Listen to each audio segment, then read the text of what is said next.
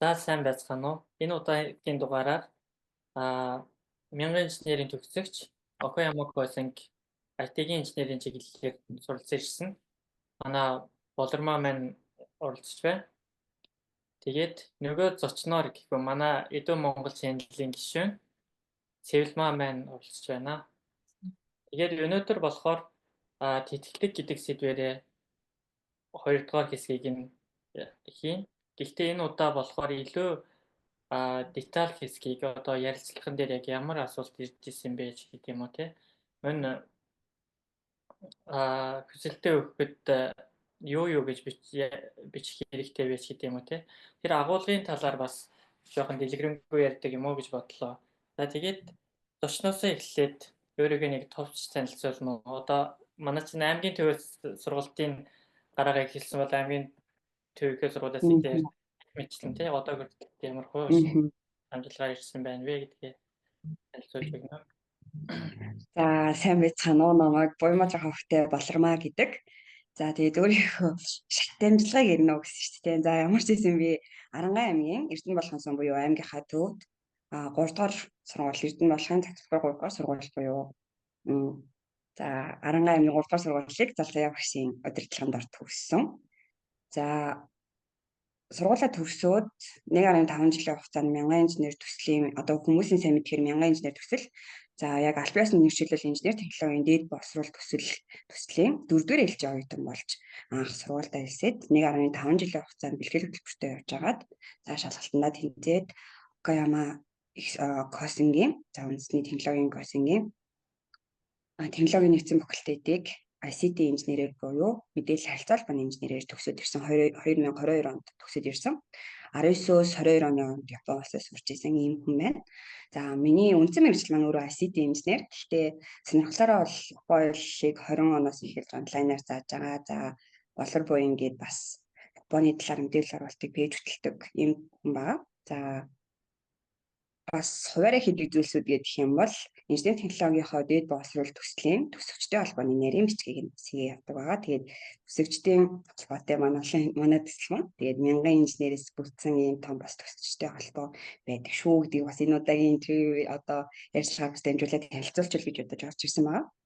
За одоо хийж байгаа ажил гэх юм бол 2022 оноос хойш Монгол Космос технологийн коллежид компьютер ухааны тэнхимд компьютер ухааны багшаар багшилж агаад 23 оны 9 сараас 24 оны 12 сарын хугацаанд Deloitte санхүүгийн зөвлөх компанид Монголын координатор ажилтнаар нь Монголд координатор ажилтнаар нь ажиллаад одоогийн байдлаар IT-ийн компанид төслийн менежер хийгээ явж байгаа ийм хүн байна. Үндсэн одоо л нэг үндсэн мэргэжлэрээ ороод явж байгаа гэмээр юм уу?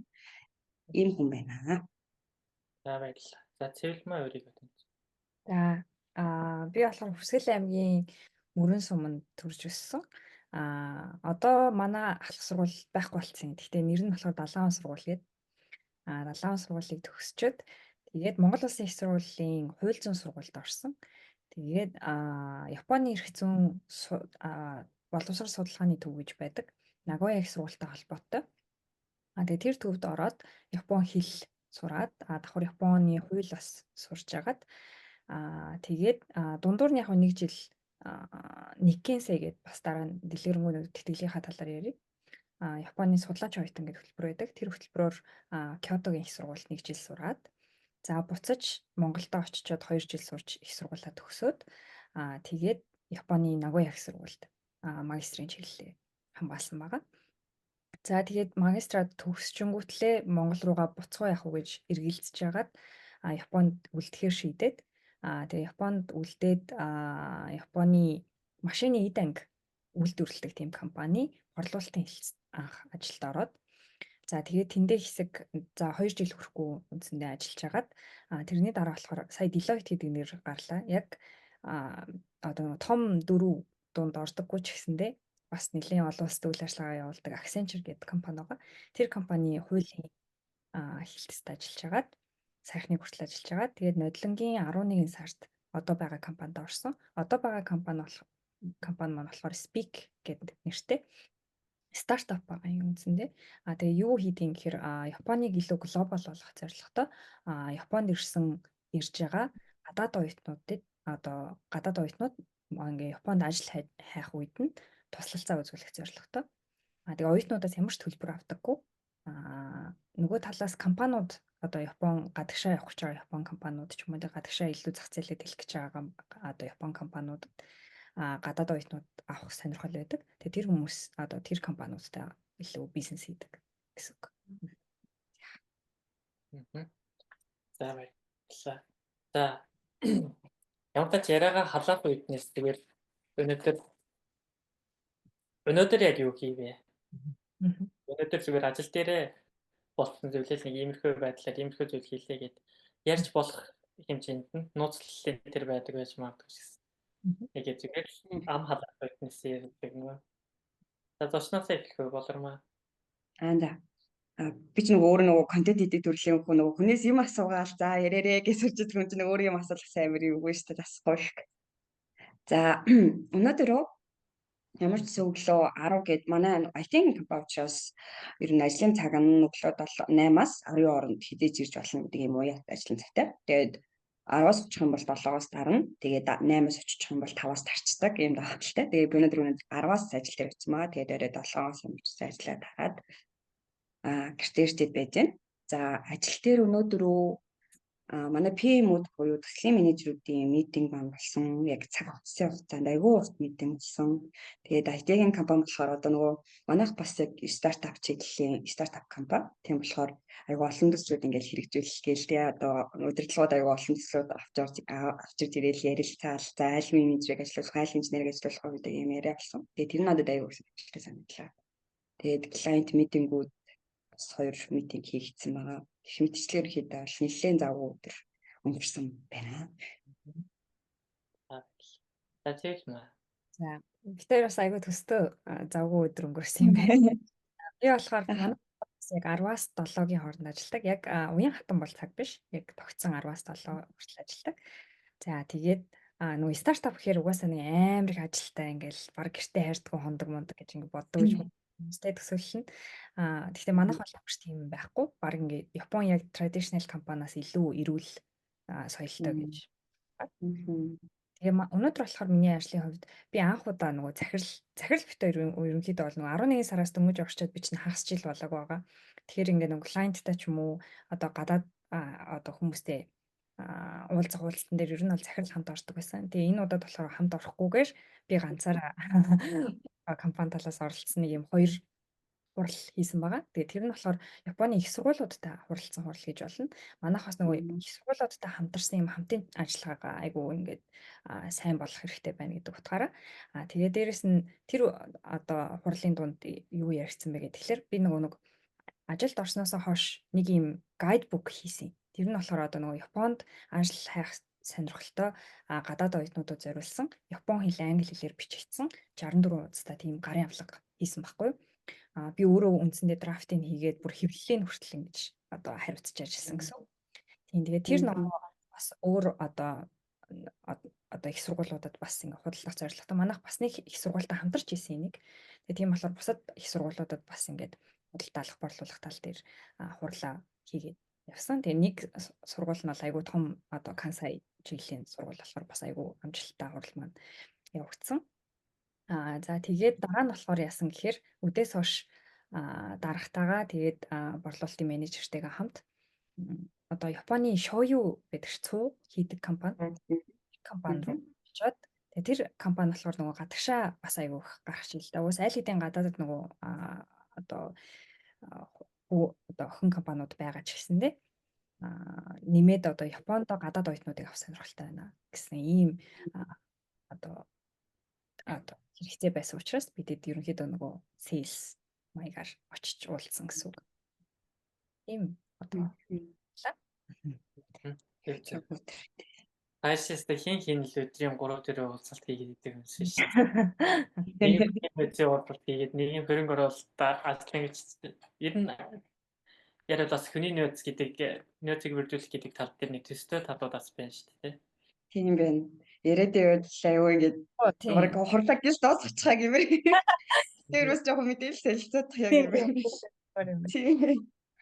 За тэгвэл одоо яг гол өнөөдрийнхөө зорилтод асуултууд оръё.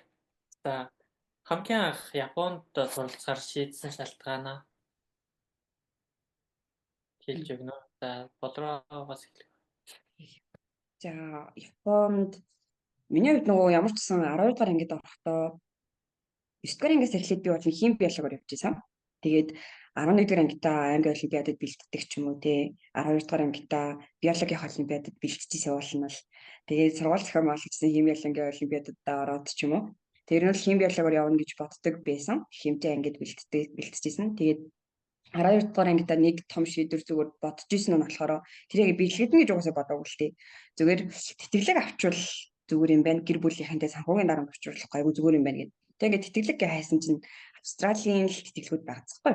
Тэгээд угаасаа нэтэр гарч ирж байгаа нь л тэр байгаа л. Тэгэхээр за ерөөхдөө бол би виз мэдүүлээл ингэж тэгж явж чадахгүй орон нутагт байгаа учраас би чадахгүй байна гэж бодоод ер нь шатарсан байсан. Тэгээд манай ангийн багш маань өөрөө физикийн багш ахгүй. Тэгээд манай анги маань бас жоохон дотор бууцсан байсан. Тэгсэн математикийн гүнзгий анги байсан. Тэгээд ер нь бол физик суурьтай ангийн багш байнга нөгөө ангийнхнаа ингээл юм орон нутгийн ангийнхан ч тийдэрстэй ингээл нэг олимпиадад байх ангийн багш нь тийм байх юм бол олимпиадад нь байнга бэлтдэг. Тэгэл манай ангийнхан аймгийн хэмжээний ерөөхдөө бол олимпиадад давтвал бэлтээстэй. Тэгэл ангийн багш физикийн багш учраас физикийн заавал өгнө гэсэн. Тэнгүүд чинь би нөгөө математик хим суурьтай болчихоо. Тэгээд ямар ч хим биологийн хим биолог, физик, англи хэл, монгол хэл амар олон хичээлээр л ямарсан ийш гисэн. Тэгээд хэмжих ангийг ямар ч авсан. Тэгсэн чинь түүнтэй зэрэгцээд манай яг энэ 1000 сар төсөл юм. Яг эхлээд нэг шалгалт авдаг 3 сард чөлөө бүр ингээ хотоос ингээ хүмүүс ингээд ирээд тэг ингээ төслөө танилцуулаад тэгээд төслийн ингээ шалгалтыг авдаг. Тэрэнд нь манай ангиас нэг 9 хүүхэд тэнцсэн байсан. Тэгсэн тэрнийхэн дотор миний нэр явж байгаа байхгүй. Би бүр гайхаад би ч бол хим биологийн хүн байдаг. За тэгээд дазан нэмзээд үнэхээр тэр 650-аас дээшээ математикийн маань 650-аас дээшээ болчих юм бол за тэтгэлэгт орчвол зүгээр юм байна да. Биний ингээд ер нь болчих юм байна да гэж удаа. Тэгсэн чинь бас физикийн маань оноо бүр хамгийн би нөгөө сүүлийн 3 жил ингээд хим биологоор бэлдсэн мэдсэн чинь миний физикийн оноо миний хим биологоос илүү өндөр байсан. Тэгээ би чи 12 дахь ангид физикийн бараг ийш бараг бэлдээг үйжсэн чинь тиймэрхүү болчиход ингээд хүн чинь бас нийсэгтэй амар шоконд орсон юм лээ. Тэгээд ямар ч хэсэн хуваараа сонсчоод надад 2 сонголт байгаа юм байна. Аль аль нь бүр алтарч болохгүй амар том сонголтууд байгаа. Тэгээд нэг нь бүр ингээ Япон улсад 100% тэтгэлэгтэй сурах уу гэдэг сонголт, нөгөөт нь болохоор миний яг хүсэж исэн хэмжээ ангийн сонголт байгаад тэгээд гэр бүлийнхантайгаа ярьж байгаа тэр үедээ за ер нь бол санхүүгийн докторгүй байдал одоо гэр бүлийнхнаа санхүүгийн докторгүй байдлаар уулзснаас үнэхээр энэ тэтгэлэгт нь хичээгээ тэнцэж чадах юм бол үзээд аль тий. Тэгээ үнэхээр энийг дараа нь 5 жилийн дотор би ингээд шатарчих юм бол юу л анхааглаа буцаад орчихё гэдэг сонголт. Тэгээд ямар ч гэсэн бол юу л сургуулиугаар орсон. Тэгээ энийг хараа 5 жилийн хугацаанд бэлдээд EGU болон JLPT шалгалтыг ямар ч өгсөн байгаа. Тэгээд үнэхээр одоо багш нарын мундаг багш нарын болон үеийнхний дэмжлэг гэр бүлийнхний дэмжлэгээр явж байгаад голт нь хичнээн болон шантарч байгаа тэглээ авсан юм хүн байна. Тэгээд Японд очиж ямарсан 100% тэтгэлэгтэй 3 жил тарсан. Манай 1000 сар төсөл бол бас ийм төсөл байгаа. Дараа нь жоон жил хэрэггүй ярьж магадгүй. За эндээс нэг 2 асуудлыг онцолж хэлэхэд жишээ нь манай болрогийн хувьд болохоор хим биологоор явж ирснээр дахиад давхар физик, мат гэсэн бэлдээ. Тэгээд тэрийгээрээ ингээ боломж нь бас нэгдсэн биз шүү дээ. Инженер чиглэлийн чиглэл. Тэгээд тэрийг асуух нь одоо санхүүгийн асуудал гэдэг чинь л цагвар байгаа шүү дээ. Тэгээд гадаадд зуран гэдэг том боломжийг өөрийнхөө өнцгөө одоо бэлтжижсэн би эмчил болон гээ гүрийгэдсэн бол магадгүй энэ боломжийг олж харж чадахгүй, ашиглаж чадахгүй байсан байх. Тэгэхээр бас нэг юм хит туулширлахгүй бас давхар өөрийнхөө чаддаг зүйл бол оролдож үзэж болно шүү дээ гэдэг өнцгийг эндээс бас жоохон маш тодорхой нь харуулж өгч байгаа юм болоо гэж харж байна. За Цэлма ярих уу? За тийм.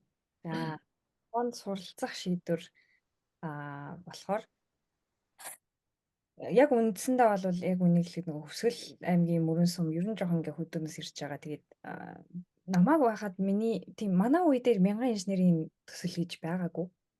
Сонсож байгаагүй байх гэж би бодож байна. Тэгээд ямар ч хэсэн их сургуультай орчоод хурж ирсэн чинь юу байсан байхгүй нөгөө Монгол Улсын их сургуулийн хууль зүйн сургууль дээр үндсэндээ бол одоо гадаад хэл сурах гэх юм бол 3 сонголт байдаг.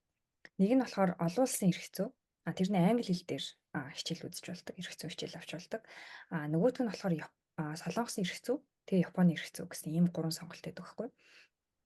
Тэгээд миний хувьд болохоор яагаад энэ сонголтыг хийсэн, Япон гэдэг сонголтыг хийсэн юм бэ гэхээр нөгөө orientation болдог штеп дөнгөж одоо орж ирсэн шинэ оюутнуудад зориулсан. Тэрэн дээр Японы эрх зүйн манай одоо симпай нар гарч ирээд ингээд ийм амжилт гаргасан одоо ингээд ялангуяа судалгааны тал дээр айгүй сайн судлаа хийдэг хүмүүс бэлтгэгдэж гарсан байсан байхгүй. Тэгээ тийм болохоор айгүй одоо сайн хүмүүс суралт юм байна гэдгийг хэлж мэдэж аваад тэгээд хамгийн гол шалтгаан нь болохоор манай аав дээр очиод би за надаа ингээд сонголт байна. Би Японы эрх зүй гэж юм байд юм байна. Шалгалт өгдөг гэж юм гэд хэлсэн чинь чи Виктор яг тэнд чарагдаач гэж надад хэлсэн байхгүй. Тэгээд тэгэхээр би нөгөө жоохон шаранда очиж жагаад тэгээд ямар ч байсан шалгалтаа өгөө тэгээ орсон. Тэгээд яг хөө зүгээр хэлж сураал ингээл явж исэн болохоос бас шууд ингээ Япон явчихна гэсэн үед бол бас бодох юм бодол байгаагүй. Ягаад тэгэхээр манайх айгүй хатуу байсан байхгүй юу? Бараг өдөр болгон хандсны шалгалттай. Тэгээд тодорхой хэмжээнд дүн доошоо орчих юм бол шууд хасагддаг байсан. Ямар ч үг хэлэхгүй. Орхиод гарах хэрэгтэй. Тэгээд нэг 20 хүүхэд ороод тэгээд нэг 5 6 хүүхэд тэнцдэг. Одоо сүулт нь үлдээд ингээд төгсдөг. Тийм байсан учраас эхэндээ бол зүгээр л яг нэг өдрийн л яг Япон хэлээл ингээл хийх. Тэгээд дээрээс нь хууль зүйн Монголын хуулийн хичээлээ үзэх гэсэн л ийм явж байгаад тэгээд сүүлд нь яг нэг уусаа манай симпай нар Япон руу ингээд төгсөөд явчихж байгаа болохоор тэрийг хараад за би ч гэсэн бас Япон юмар байна гэсэн. Тийм л юм одоо шалтгаанаар гэх юм уу. Тэгээ миний урталт айгүй олон симпай нар яг тэр замаар яваад ирсэн байсан учраас надад яагаад адилхан ингээ Япон явж болохгүй гэж гэсэн тийм одоо бодол байсан. Эндээс жоохон би ингээд дараа нь дандаа дүгнэлт ярьсан шүү. Эндээс жоохон дүгнэлт ярихад жишээ нь яг МОС-д орчоод дахиад олон улсын эрх зүй, Японы эрх зүй, Солонгосын эрх зүй гэх мэтлэн сонголтууд байсан. Тэгэд тэр дундаа яг сонголтоо хийдэг үедээ тэр orientation энэ сонирхож үздэг юм уу те. Эндээс одоо хин юу хийж ин гэдгийг нь тодорхой мэдээлэл аваад за энэ зүгээр байна гэдэг сонголтоо хийсний үндсэн дээр дараагийн нүрээ ярьсан байх юм байна шүү дээ. Яг ингээд нэг гэртээ байгаа л ингээд гарч ирэлхийлж явахгүй бол ингээд учрал гэдэг чинь нэг цаана ирж байгаа юм шиг ирж байна шүү дээ. Магадгүй тэр аав нь цаана мэддэг байсан байх. За чиглэлээ дараагийнхаа асуулт руу.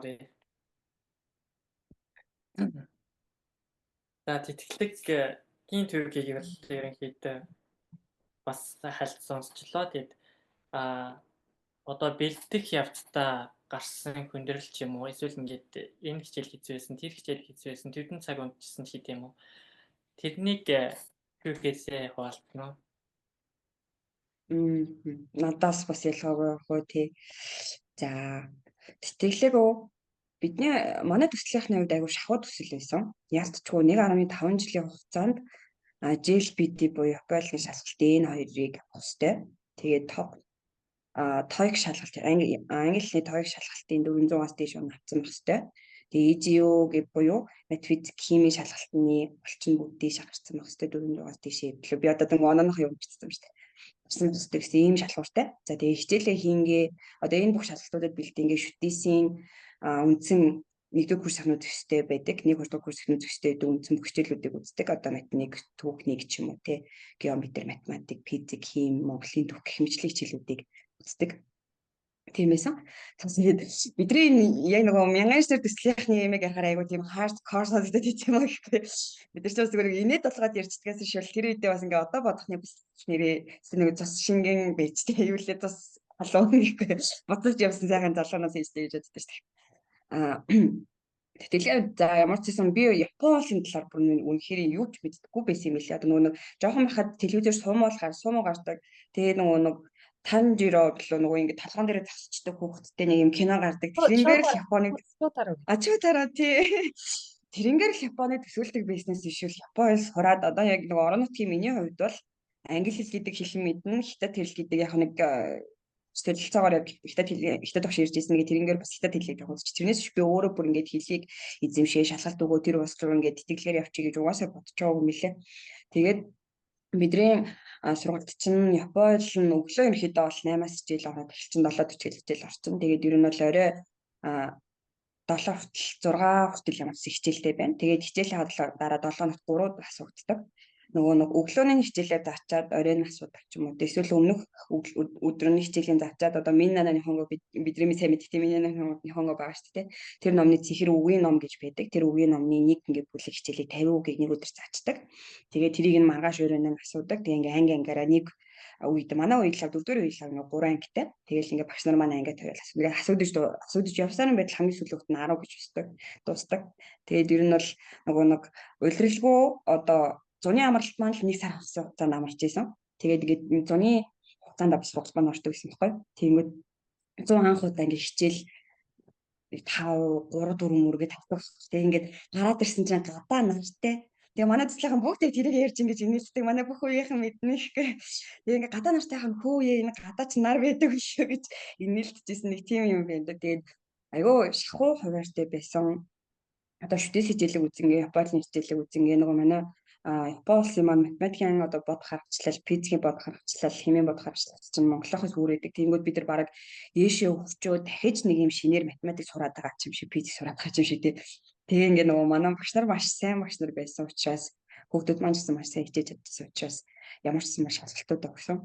Тэгээд миний нэг одоо хамгийн их боддог нь би аягүй шантарсан байхгүй зөндөө шантарч ирсэн. Тэгэл яг нөгөө шалгалтынхаа өмнөх өдөр нь жил бит чинь ээжийн шалгалт чинь бүтэн сайн авдаг хав сайн даамрааж иж бүтэн сайн авдаг.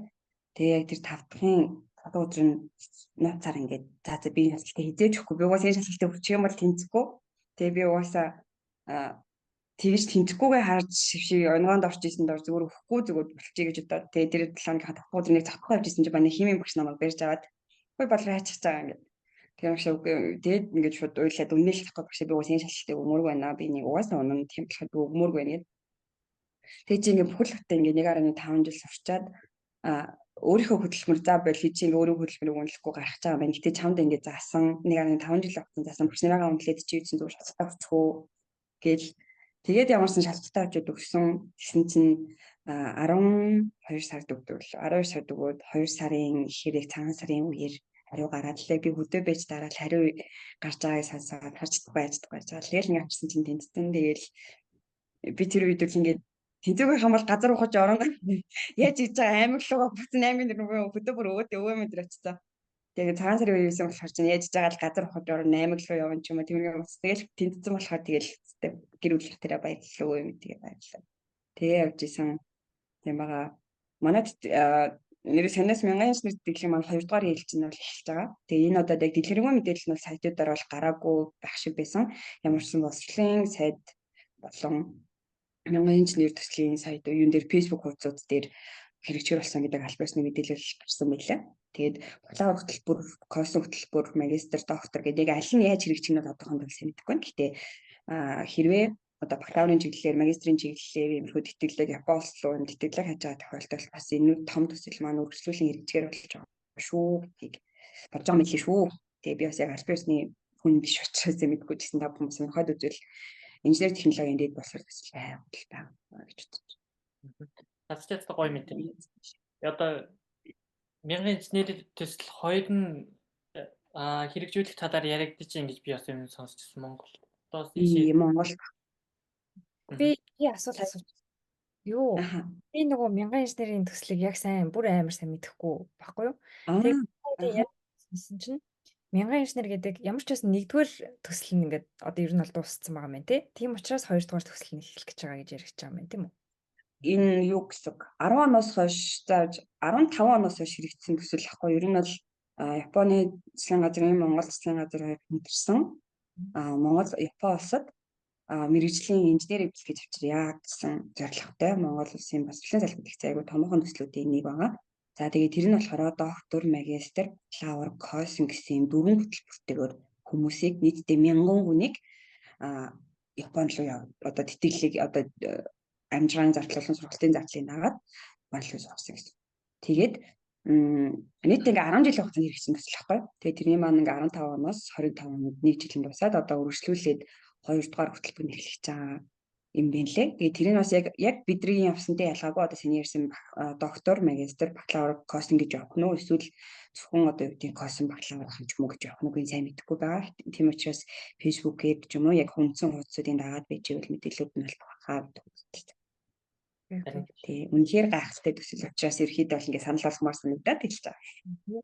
Юу танах ер нь бол мянган инженер гэдэг нэртэй төслөөсөн шүү дээ тий. Тэр төсөгчдийн холбоонд нь яг 1000 хүн байгаа гэсэн үг юм уу? Жил болгон бараг 100 хүн ингээд бэлтгээ гаргацсан гэсэн үг үү? Юу гэсэн үг?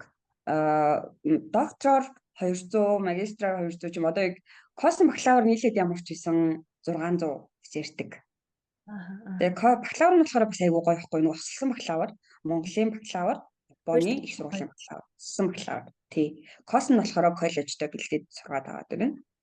Костинг ингээд ерөөхдөө бол нийлээд ямар ч юм яа. Гэхдээ нийт манай төслийг төгссөн бол 700-аас 800 орчим хүн дунджаар байгаа. Тэгэхээр манай төсөгчтэй холбоо нь 700-аас 800 одоо хүний бүрэлдэхүүнтэй гам бүгд инженерийн салбарын ийм хүмүүс байгаа гэсэн хүсэж байна.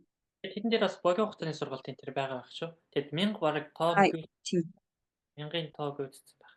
Тэгээд тэр төслийн 1000-ын тоог л үзэж байна. анхны хугацаа дууссан байхгүй юу? 5 жил хэрэгжүүлэн гэсэн бараг 2 жил илүү сунгаад тэгээд дууссан. 7 жил бол явагдаад дуусчих болсон.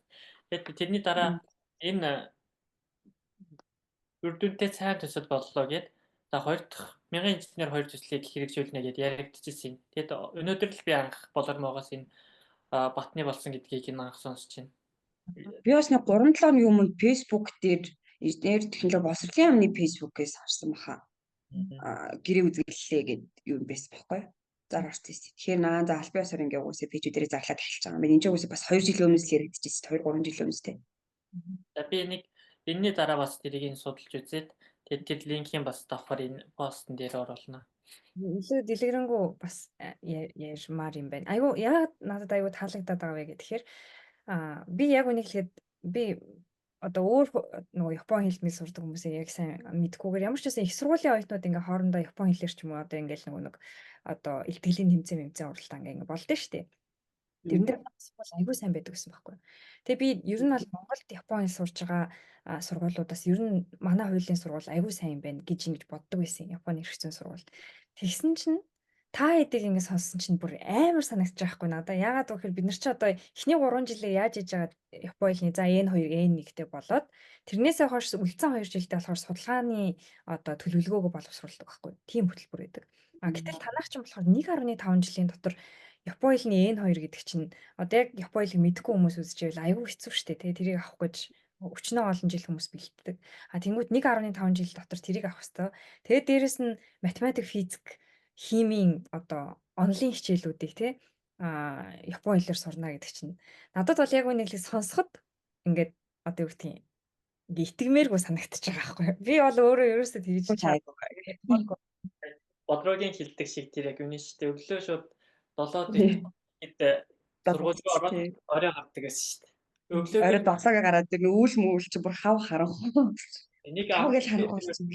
Шинэ ингээл өдрөөр гараа явсан чинь гинт хитэ хамгийн сүүлд өдрөөр гадуур явлаа гэдэг тийм мэдрэмж. Тийм. Төгсгөлд нь шантарж ингээл тиймэрхүү зүйлс би бүр юу яадсан гэдэг улаан бурхандсан. Өөрөө тэгсэн мөртлөө хичээл хийхгүй болдоггүй байдаг. Тэгэл хичээл хийж байгаа гинт татаж унжсэн шүү дээ. Амар.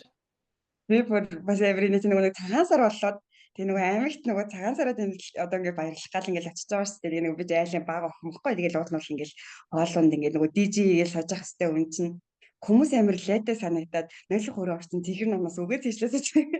Тэр нь баг амар юм тухтай болсон. Баг ингээ өгөөд хийшлэх рефлекс болсон. Тэгээ ингээ нойлох өрөөнд орсон ингээ өгөөд хийчихлээ. Би тиймүүдээ ямар шилжүүлтэй бид за гарч хийчлээ. Харьцсан нэг тийм. Вау, айгуу хөтөлбөр гоё хөтөлбөр байна. Тэгэд би бас яг энэ нэг бид хэд ингээд Идүү Монгол гээд одоо явж байгаа штэ тий подкаст хийгээ явж байгаа. Тэгээ энэ утгаараа ч гэсэндээ ерөнхийдөө айгуу олон хүүхдүүд ялангуяа одоо хөдөөний хүүхдүүд бол магадгүй одоо нэг нет интернет ашиглалт нь шал өөр болсон болохоор мэдчихэж магадгүй. Гэхдээ яг дотор нь яг ямар үйл процесс болоод байна, юу сурт юм байна, яаж ингэж бэлтгэгдэж харт юм байна гэдгийг сайн мэдэхгүй байж магадгүй учраас энэ төслийн талаар бас бид хэдийн яриаг дахиад бас цаашдаа манай одоо Лайн Кохай дээр орж ирэх өөрөө хамгийн том симпоинт учраас тэгээд орж ирэх бах ярилцах бах гэж бас бодож чинь. Тэгээд энэ удаад бол болроос бас айгүй олон гоё дэлгэрэнгүй мэдээллүүдийг авч чадлаа. Маш их баярлалаа. Би дундуур нь тэгээд жоохон ороод асуулт асуучлаа. Sorry. Гандлаа. Яг мянган инженерийн асуултыг орж ирж асуугаад байгаарай Сэвлэмаа. Яг одоо жишээ нь би өөрөө мэдж байгаа болохоор за гэл ингээд алгацсан яваад байгаа шүү дээ. Мянган инженер чи өөрөө бас ингээд тэтгэлэг хөтөлбөр дахиад одоо 2 дугаар хөтөлбөрний эхлэх гэж байгаа юм байна. Тэгвэл чи мэдэхгүй байгаа хүний үднээс илүү гой асуултууд гарч иж болно шүү дээ. Тэгвэл чи санаа зовдгоо асуугаа. За сая бараг яригдсан зүйлсүүд байна. Тэтгэлэг хамрагдахад юун дээр анхаарах вэ гэдэг одоо зөвлөгөө талаас одоо жишээ нь хичээл хийгээд сая хэцүү байсан тухай бол ингээд сонслоо шүү дээ. Тэгээд одоо тэндээсээ цааш нь одоо хичээл хийх арга зам өөрөө ямар арга хичээл суусан ч гэдэг юм уу те. Өмнөх хичээл дээр мэдээж хэрэгтэй шаардлагуудаа сайн унших хэрэгтэй. Тэтгэлгийн хүсэлтүүд ямар нөхцөл байна гэдгээ сайн унших хэрэгтэй. Тэгээд тэрэндээ тохируулаад хүсэлтээ маш сайн бичиж өгөх хэрэгтэй гэдэг зүйлсийг бол бид нэр ярьсан байгаа. Тэгээд эндээс өөр зүйл байвал нэмж дурдаад. Тэгээд энэ дээр бас ингээд яг боддоор ийм асуулт ирж ирсэн гээ. За тэргийн дараа бол дараагийн асуултан дээр бол тийм зөвлөгөө байвал гэлээ. Антенуудаа цэвэрлэмаа сонгоос явах уу? Зүгээр надаас явах уу? Гинт яцсан уу би? 90 бол зочин гээд болормоо яваад дараа нь цэвэрлэмаа хариулт. За эхлээд үтсэн аргасал хишээсэлүүдээ Япон хэлийг бэлдэж ирснээсээ яриад дараад нь Япон хүүхдүүдийн сурах арга барилын талаар ирвэл илүү зүйтэй болов уу гэж миний хувьд бодлоо. Би нөгөө бас Япон хэл заадаг, Япон хэлний контентууд оруулаад ингээл явжангууд гээд хүүхдүүд дандаа ингээ комментээр та яаж Японлоос сурсан бэ ч юм уу Япон хэл зааж сурж байгаа арга барилаас хэлээдэг үг гэдэг аягүй хорч ирдэг байхгүй. Тэн дээр Япон хэл маань өөрөө нэгдүгээрт хяналттай гэдгийг уусаа хэцүү л нэг одоо уусаа чат GPT-гээр ингээл хайнгууд уусаа дэлхийн хамгийн хэцүү хэл гэх хэрэнгүүд ингээл Япон хэл ингээл гарч ирж байгаа байхгүй. Тэр нь хэцүү гэдэг нь болохоор тэр ханцтайгаасаа болоод үгсийн санаа хэцүүгээсээ болоод тиймэрхүү үгдээсээ угаасаа биш. Яаж иж байгаа л хятад хэл гэсэн тэгвэл ингээ ханцтай даа орох юм бол амар хэцүү л шүү дээ. Ингээл 2-3 мянган баг 10,000 ханцтай гэл айгүй хэцүү. Гэхдээ тэр дотроос яагаад ингээ Япон хэл ингээ цайлаад нэгээр гараад ирсэж байгаа шалтгаан гэдэг юм бол Япон хэл маань айгүй юм чон ярьдаг айгүй юм цөөхөн үгээр ярьдаг.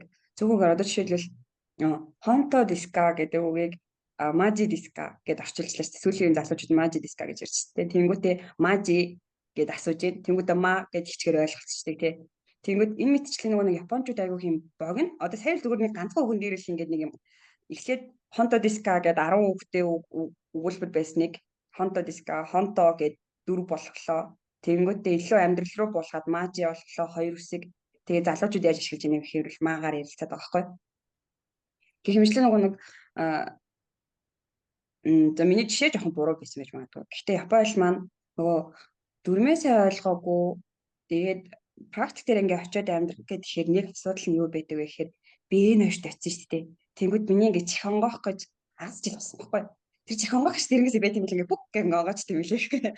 Тэгээд Тэнэр ингээд би яг юун дээр ойлгохгүй байгаа юм болоо Япон хэл ингээд үргэлжлүүлээ би энэ хоёроос энэ нэг лөө болох явцад ингээд лекцүүд ингээд лекц сонсоод ингээд ойлгоод байгаа юм амьдрал дээр буугаад ингээд амьдралтаа уусах болохоор ингээд амар шадарч Японы амьдралтай. Тэгмээд яг юу нь Япон хэл нь юу нь болох болоо гэд ингээд бомдоод исэн чинь амар богинохан ярьдаг.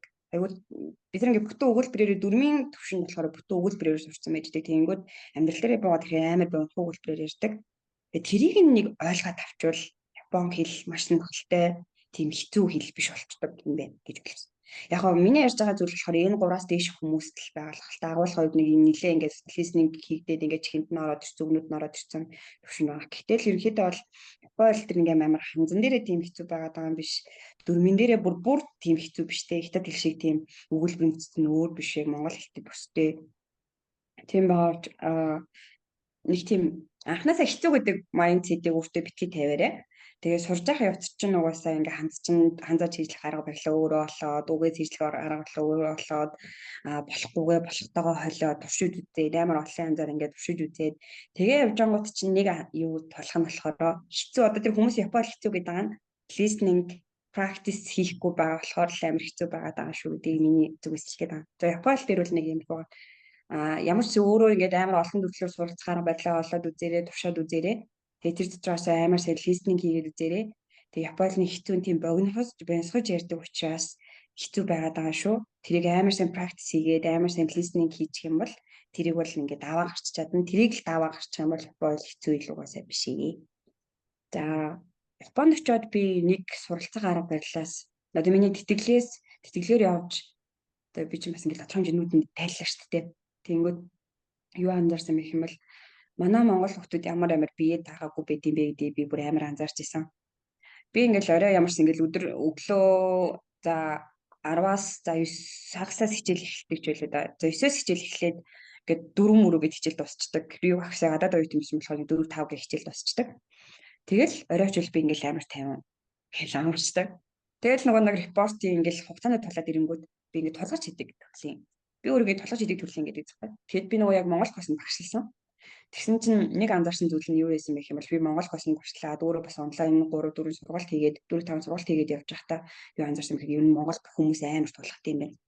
Монгол хүмүүс ерөнхийдөө бол нөгөө нэг ийм багаар хийчих юм бол ирээдүйд алсад амар сайн ингээд ийм доктортой ингээд хийгээд ах юм бол урт хугацаанд доктортой гэдэг ах юм бол үр дүндээ ингээд амар зүтрэхгүй хүрдэг гэдэг тийм майндсет амар цөөхөн байдаг. Хүмүүсээр заавал шахуулж түлхүүрж хийх юм байна гэдэг ойлголтыг авчихсан. Японууд хийдэж тэгдэггүй. Би ч одоо ингээд ихний 3 дотор ингээд хүсэлтэхгүй л уулнал үзэж байгаа шүү дээ. Тэнгүүд манай ингээд ихнийг 2 талцдаг гэсэн надад ингээд дээр дор оролцол ингээд явж байгаа хүмүүс ингээд яадаг гэхээр гэл дүршингүй юм хийгээл байждаг. Тэр хүмүүсийн амьдрал амар юм утгагүй өдөртэй харагдж байгаа хэрнээ ингээл амар юм дарамтгүй амар гоё. Тэнгүүд би болохоор ингээл өдөрлийн төгсгөл болохоор бүгцаагаар хичээлээ гэж репортоо бичээл ингээл явдаг. Тэнгүүд эн чинь Монгол хүний маань хийх арга барил нь жоох өөр байсан юм байна. Тэгэхээр одооноос эхлээд ингээд залуу дүүнер маань хэрвээ энэ бичлэгийг үзэж байгаа бол тий багаар ийм урт хугацаанд тогтмол өдөрт хэдэн цаг хийнэ яа дийний нэг хийнэ гэдэг юм хичээлийн төлөвлөгөө гаргаад цагийн төлөвлөгөө гаргаад хийгээс урчвал энэ бол үнэхээр амьдрал дээр ч сургахад нь амар үр дүнд хүргэдэг айгүй том давуу талууд энийг юм бэлээ гэж анзаарсан. Тэгээ би асуултнаас нэлээд зүрхсэн байж магадгүй шүү сэмпай sorry. Хэлээ гэж бодож хэлжсэн зүйлээ ярьчихлаа. Тэр ба шууд хариулчихгүй тий. Дараа нь би нэгтгээд нэг хальт яриад байдаг. За тий. Тэтгэлэгт хамрагдахад юун дээр анхаарах вэ гэдэг тал дээр ярих юм бол одоо ялангуяа нөгөө Япон гэдэг улсыг бас тодорхой хэмжээнд ойлгосон байх нь зүгээр юм болов уу гэж бодож байна. Яагаад гэвэл одоо юу тийм Монголд ч юм уу ингээд бодох юм бол тэтгэлэг аавна гэд бодохоор нэг бодлын айгүй тийм мундаг хүмүүст ингээд мөнгөнд тэтгэлэг өгөх нэг тийм юм шиг ингээд ойлгогдож магадгүй. Гэтэл Японд ч юм уу байх юм бол одоо мундаг гэхээс илүүтэй одоо ямар өргөмжлөл авсан, ямар одоо тэмцээнд төрүүлсэн гэдгээс илүүтэйгээр тэр хүн юуны төлөө айгүй их ингэж хичээж ажиллаж байна, хичээж чадж байна гэдгийг илүү ингээ харах сонирхолтой байдаг. Тэгэнгүүт одоо жишээлбэл тэтгэлийн одоо эссе бичдэг шүү дээ. Эссен дээр би бол ийм мундаг хүн эсвэл би одоо юу гэдгийг ялангуяа би бол нөгөө мэтгэлцдэг байсан учраас мэтгэлцээнд ингэж ялаад гэдэг юм ал бичих гээд хэлэх гээд байгаа байхгүй юу тий. Тэгэнгүүт Япон болохоор юу одоо хүлээдэггүй гэхээр тийм мундаг гэхээс илүүтэй одоо ямар нэг ингээд асуудалтай тулгараад одоо нэг юм хийхийг хүссэн байна. Одоо Японд сурахыг хүссэн байна ч юм уу тий. Тэнгүүд ямар асуудалтай тулгараад тэрийг ямар арга замаар шийдээд тэндээсээ чи өөрөө юуг олж авсан, сурсан гэдэг илүү одоо нөгөө хүний суралцах гэдэг юм уу, мөн чанар гэдэг юм уу тэрлүү илүү чиглэсэн ийм одоо юмнуудыг харахыг тэгээд тэгж ингэж хичээж сурж байгаа хүмүүсийг илүү дэмжихийг хүсдэг тийм ор юм болов уу гэж бодогддог. Америк эднэртэй харьцуулах юм бол магадгүй Америк гэд ингээ ярих юм бол айгүй нэг амбишнтай тий.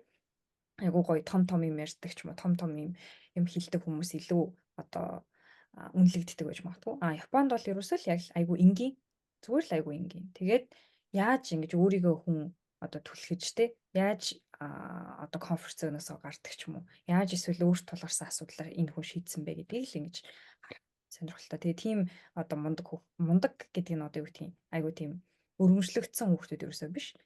Зүгээр л яг өөр тулгарсан асуудлаа өөрөө айгүй сайн шийдсэн. Тэгээд хичээж байгаа. Тийм хүнийг л ингэж харахыг хичээдэг юм шиг санагдсан надад.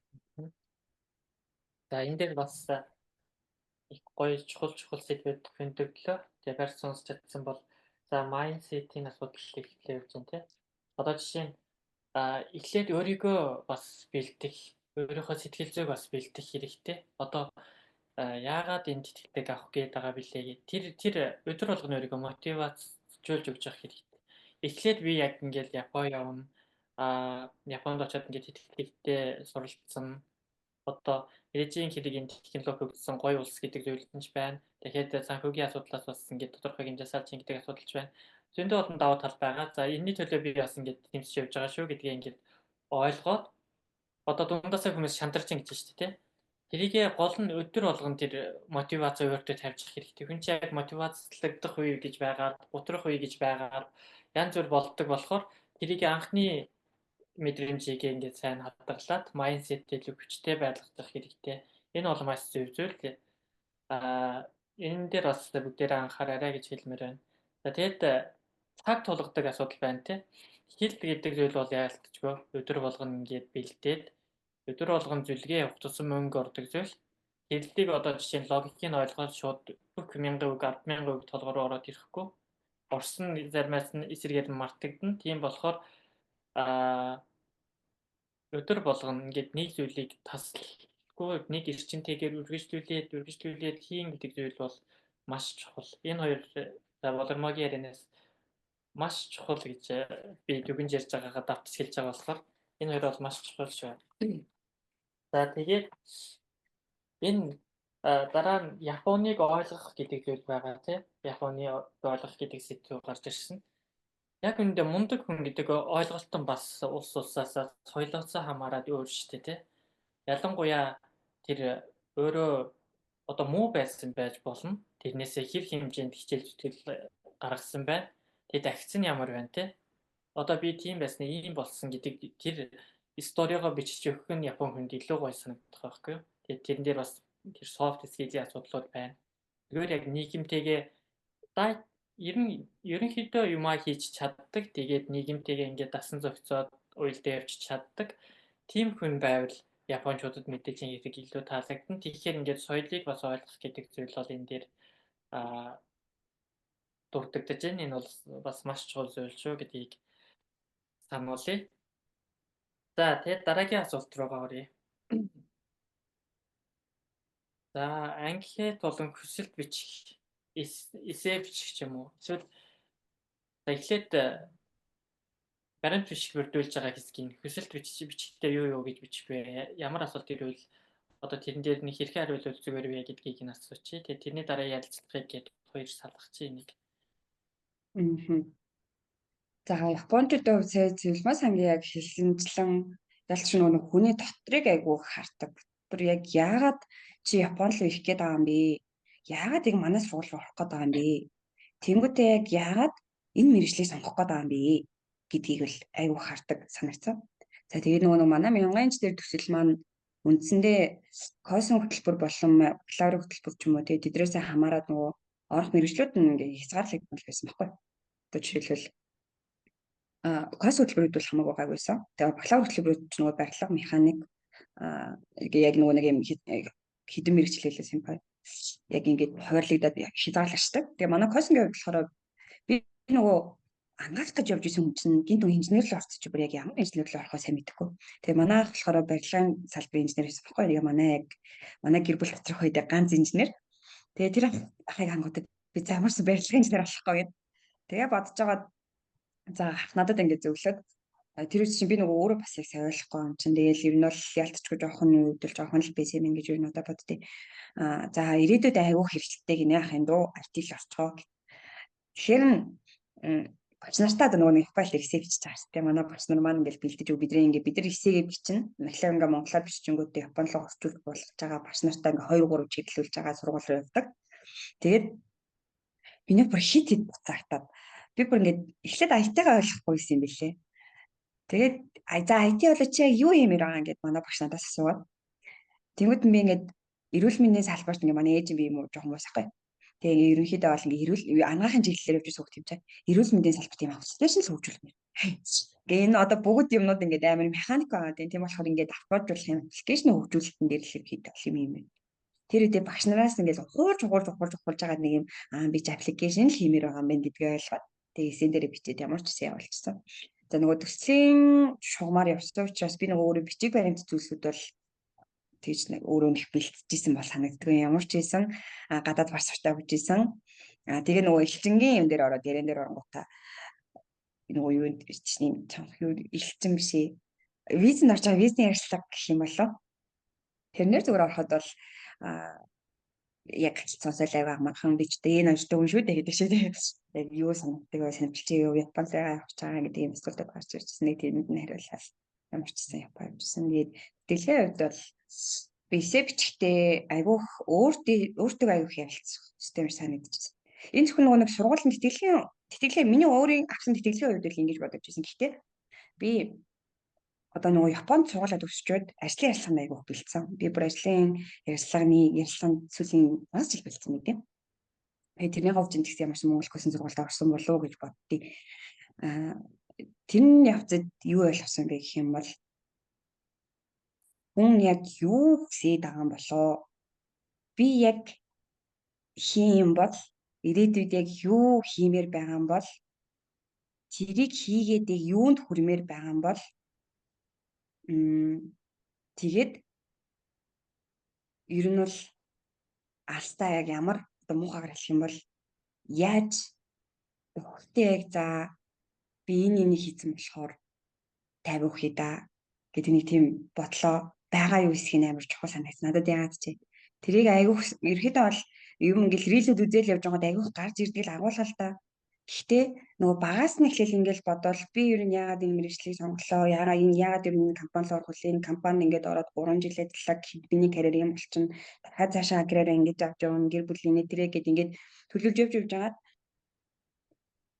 за би энийг хийчих юм бол болчих болно. Тэгээд нэг юм энэ хөтлөө ингээд өөрийгөө бүсгий буюу анализ хийж ингээд үзчихэд тэгээд ажлын ярилцлаганд сургуулаа хаах би нөгөө хуваараа бас нөгөө юуны карьерийн консалтинг хийдэг байхгүй. Тэгэнгүүт онлайнаар нэг 2 3 хүүхдэд ингээд консалтинг хийгээд ингээд яриа явж байгаад яг би Японд л явмаар байна. Би гадаад л явмаар байна.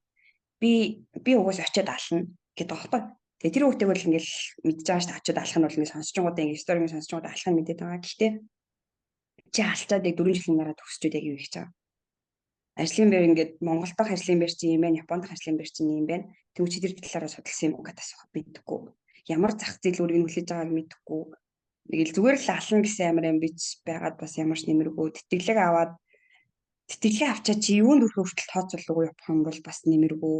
Тэгэхээр ингээд өөр дээр амар сайн анализ хийгээд ирээдүйд яг юу төлөвлөж байгаагаа амар сайн анализ хийгээд үзээсэй гэж хүмүүст айгуу бодож зөвлөмөр байна да. Одоо хэдүүлэгийнхэн цаг бас айгу явж эхэлж байгаа хаа тий. Тийм болохоор өөр дахиад жоохон нэгтгээ яриа гэж бодож байна. Энд дээр сая юу тэр зорилгоо тодорхойлох, өөрийнхөө хүслийг ойлгох гэдэг зүйл за өмнөх сэдв дээр бас биднэрт нэг хальт тэр тухай давтаж ирсэн байгаа. Тэгэд энэ бол мэдээж хэрэг чухал зүйл. Мэдж байгаа сэдв бол маш чухал зүйл байсан. За Цэлма ярих уу? Би тэгээ болроо айгүй одоо ер нь яг ингээд одоо хийх ёстой юмыг айгүй гоё ойлгомжтой хэсгээр тайлбарлчлаа гэж би бодож байна. Тэгээ тийм болохоор яг зүгээр ярилцлага тал дээр би яг үнийг хэлэхэд яг ямар юм эссе бичижсэн өөрөө хүртэл мартсан байгаа байхгүй юу одоо. Тэгээ тийм болохоор ярилцлаган дээр яг надад ингэ санаанд ордог асуултаа хэлье. Тэр нь болохоор нөгөө Никкенсей гэдэг одоо Япон хэл соёл судлаач оюутан гэж 1 жилийн хөтөлбөр байдیں۔ Тэгээ би тэрэнд бас хамрагдчихсан. Тэгээ тэр болохоор яг нөгөө Япон хэлний бичгийн шалгалт өгөөд тэгээд нэг ярилцлагын шалгалт өгөөд тэнцдэг програм. Тэгээ Япон хэл сурж байгаа оюутнуудад бол нээлттэй жил болгон зарлагддаг ийм програм.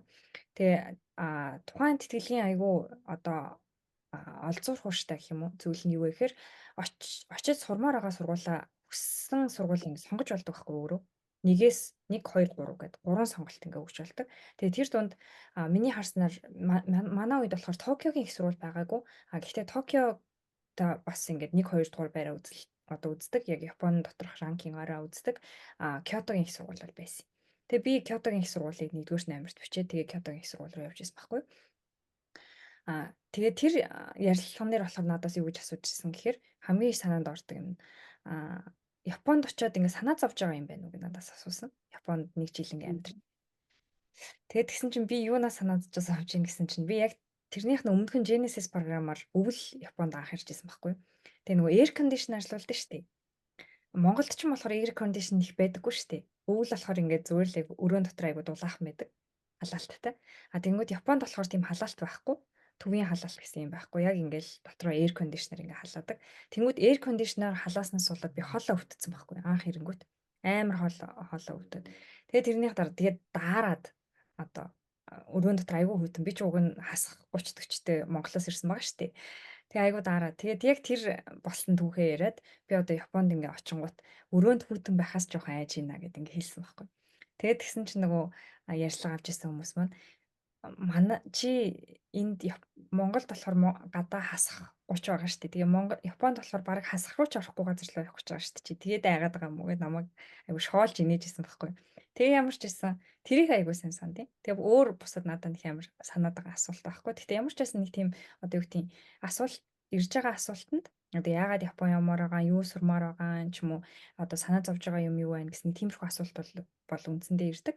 Тэр асуултуудад айгүй тодорхой ойлгомжтой эсвэл айгүй хөвгөлтэй маягийн ч юм уу тэгж хариулбал айгүй зүгээр санагдсан. Тэгэхгүй ингээд одоо юу гэдэг нь дэвэн дэлхийн юм ярина гэдэг чинь манайх юм абстракт юмнууд яриад ингээл Япон бол ийм орн те.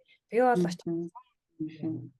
нэг амар тэгж ярих юм бол эсрэгээрээ энэ нөхөр бол юугаач судлаагүй нөхөр байна л гэж ингэж боддог. Ялангуяа тэр одоо жишээ нь асуултынхаа хариултыг маш ойлгомжтой. Тэгэд маш тийм одоо яг судалгаа ч юм уу, сургууль сонголтод ч юм уу, тийм зүйл дээр бол ингээд цэрэг зүйл нэг их яриаггүй дээр тэгснээ зүгээр хөнгөн зүйл дээр яг уу тэр гоё хөвгөлтэй байдлаар яг гоё хариулаад өгөх нь өөрөө хүмүүст ингээд иншоо сэтгэл үлдээж болдог болохоор тэр бас чухал.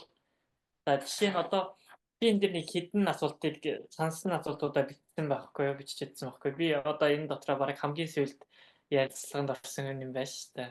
Одоо 2023 онд ярилцлаганд орж исэн гэхээр хамгийн сүүлд. Тийм болохоор арай жоохон санаж байгаа болохоор. За эхлээд яагаад Японыг сонгосон бэ гэдэг асуулт бол надаас ирж ирсэн. Тэгээ та энэний төгсгөлд ойлгомжгүй зүйл ч юм уу эсвэл нэмж сансан зүйлээ бол хэлээрэй тэгэхээр.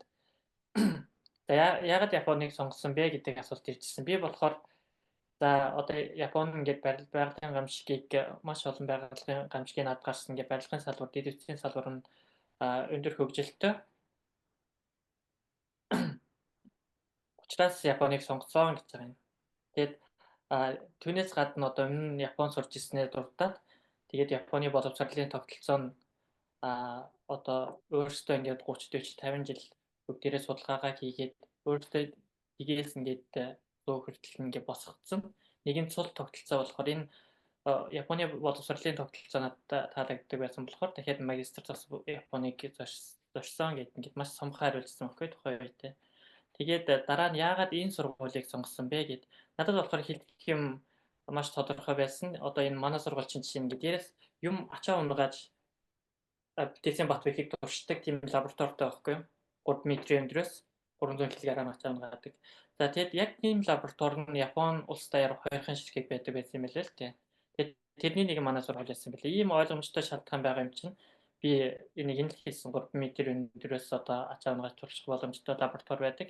Тэгээд тийм учраас Моророник сонгосон гэдэг. За түүний дараа яагаад одоо энэ дэд үтсийн салбарыг сонгож байгаа вэ гэдэг асуулт ирж байгаа байхгүй юу? За ийм асуултан дээр за Монгол улсын хувьд одоо зам гэх мэтлэн одоо зам тээврийн бүтээн байгуулалтаас ахуулаад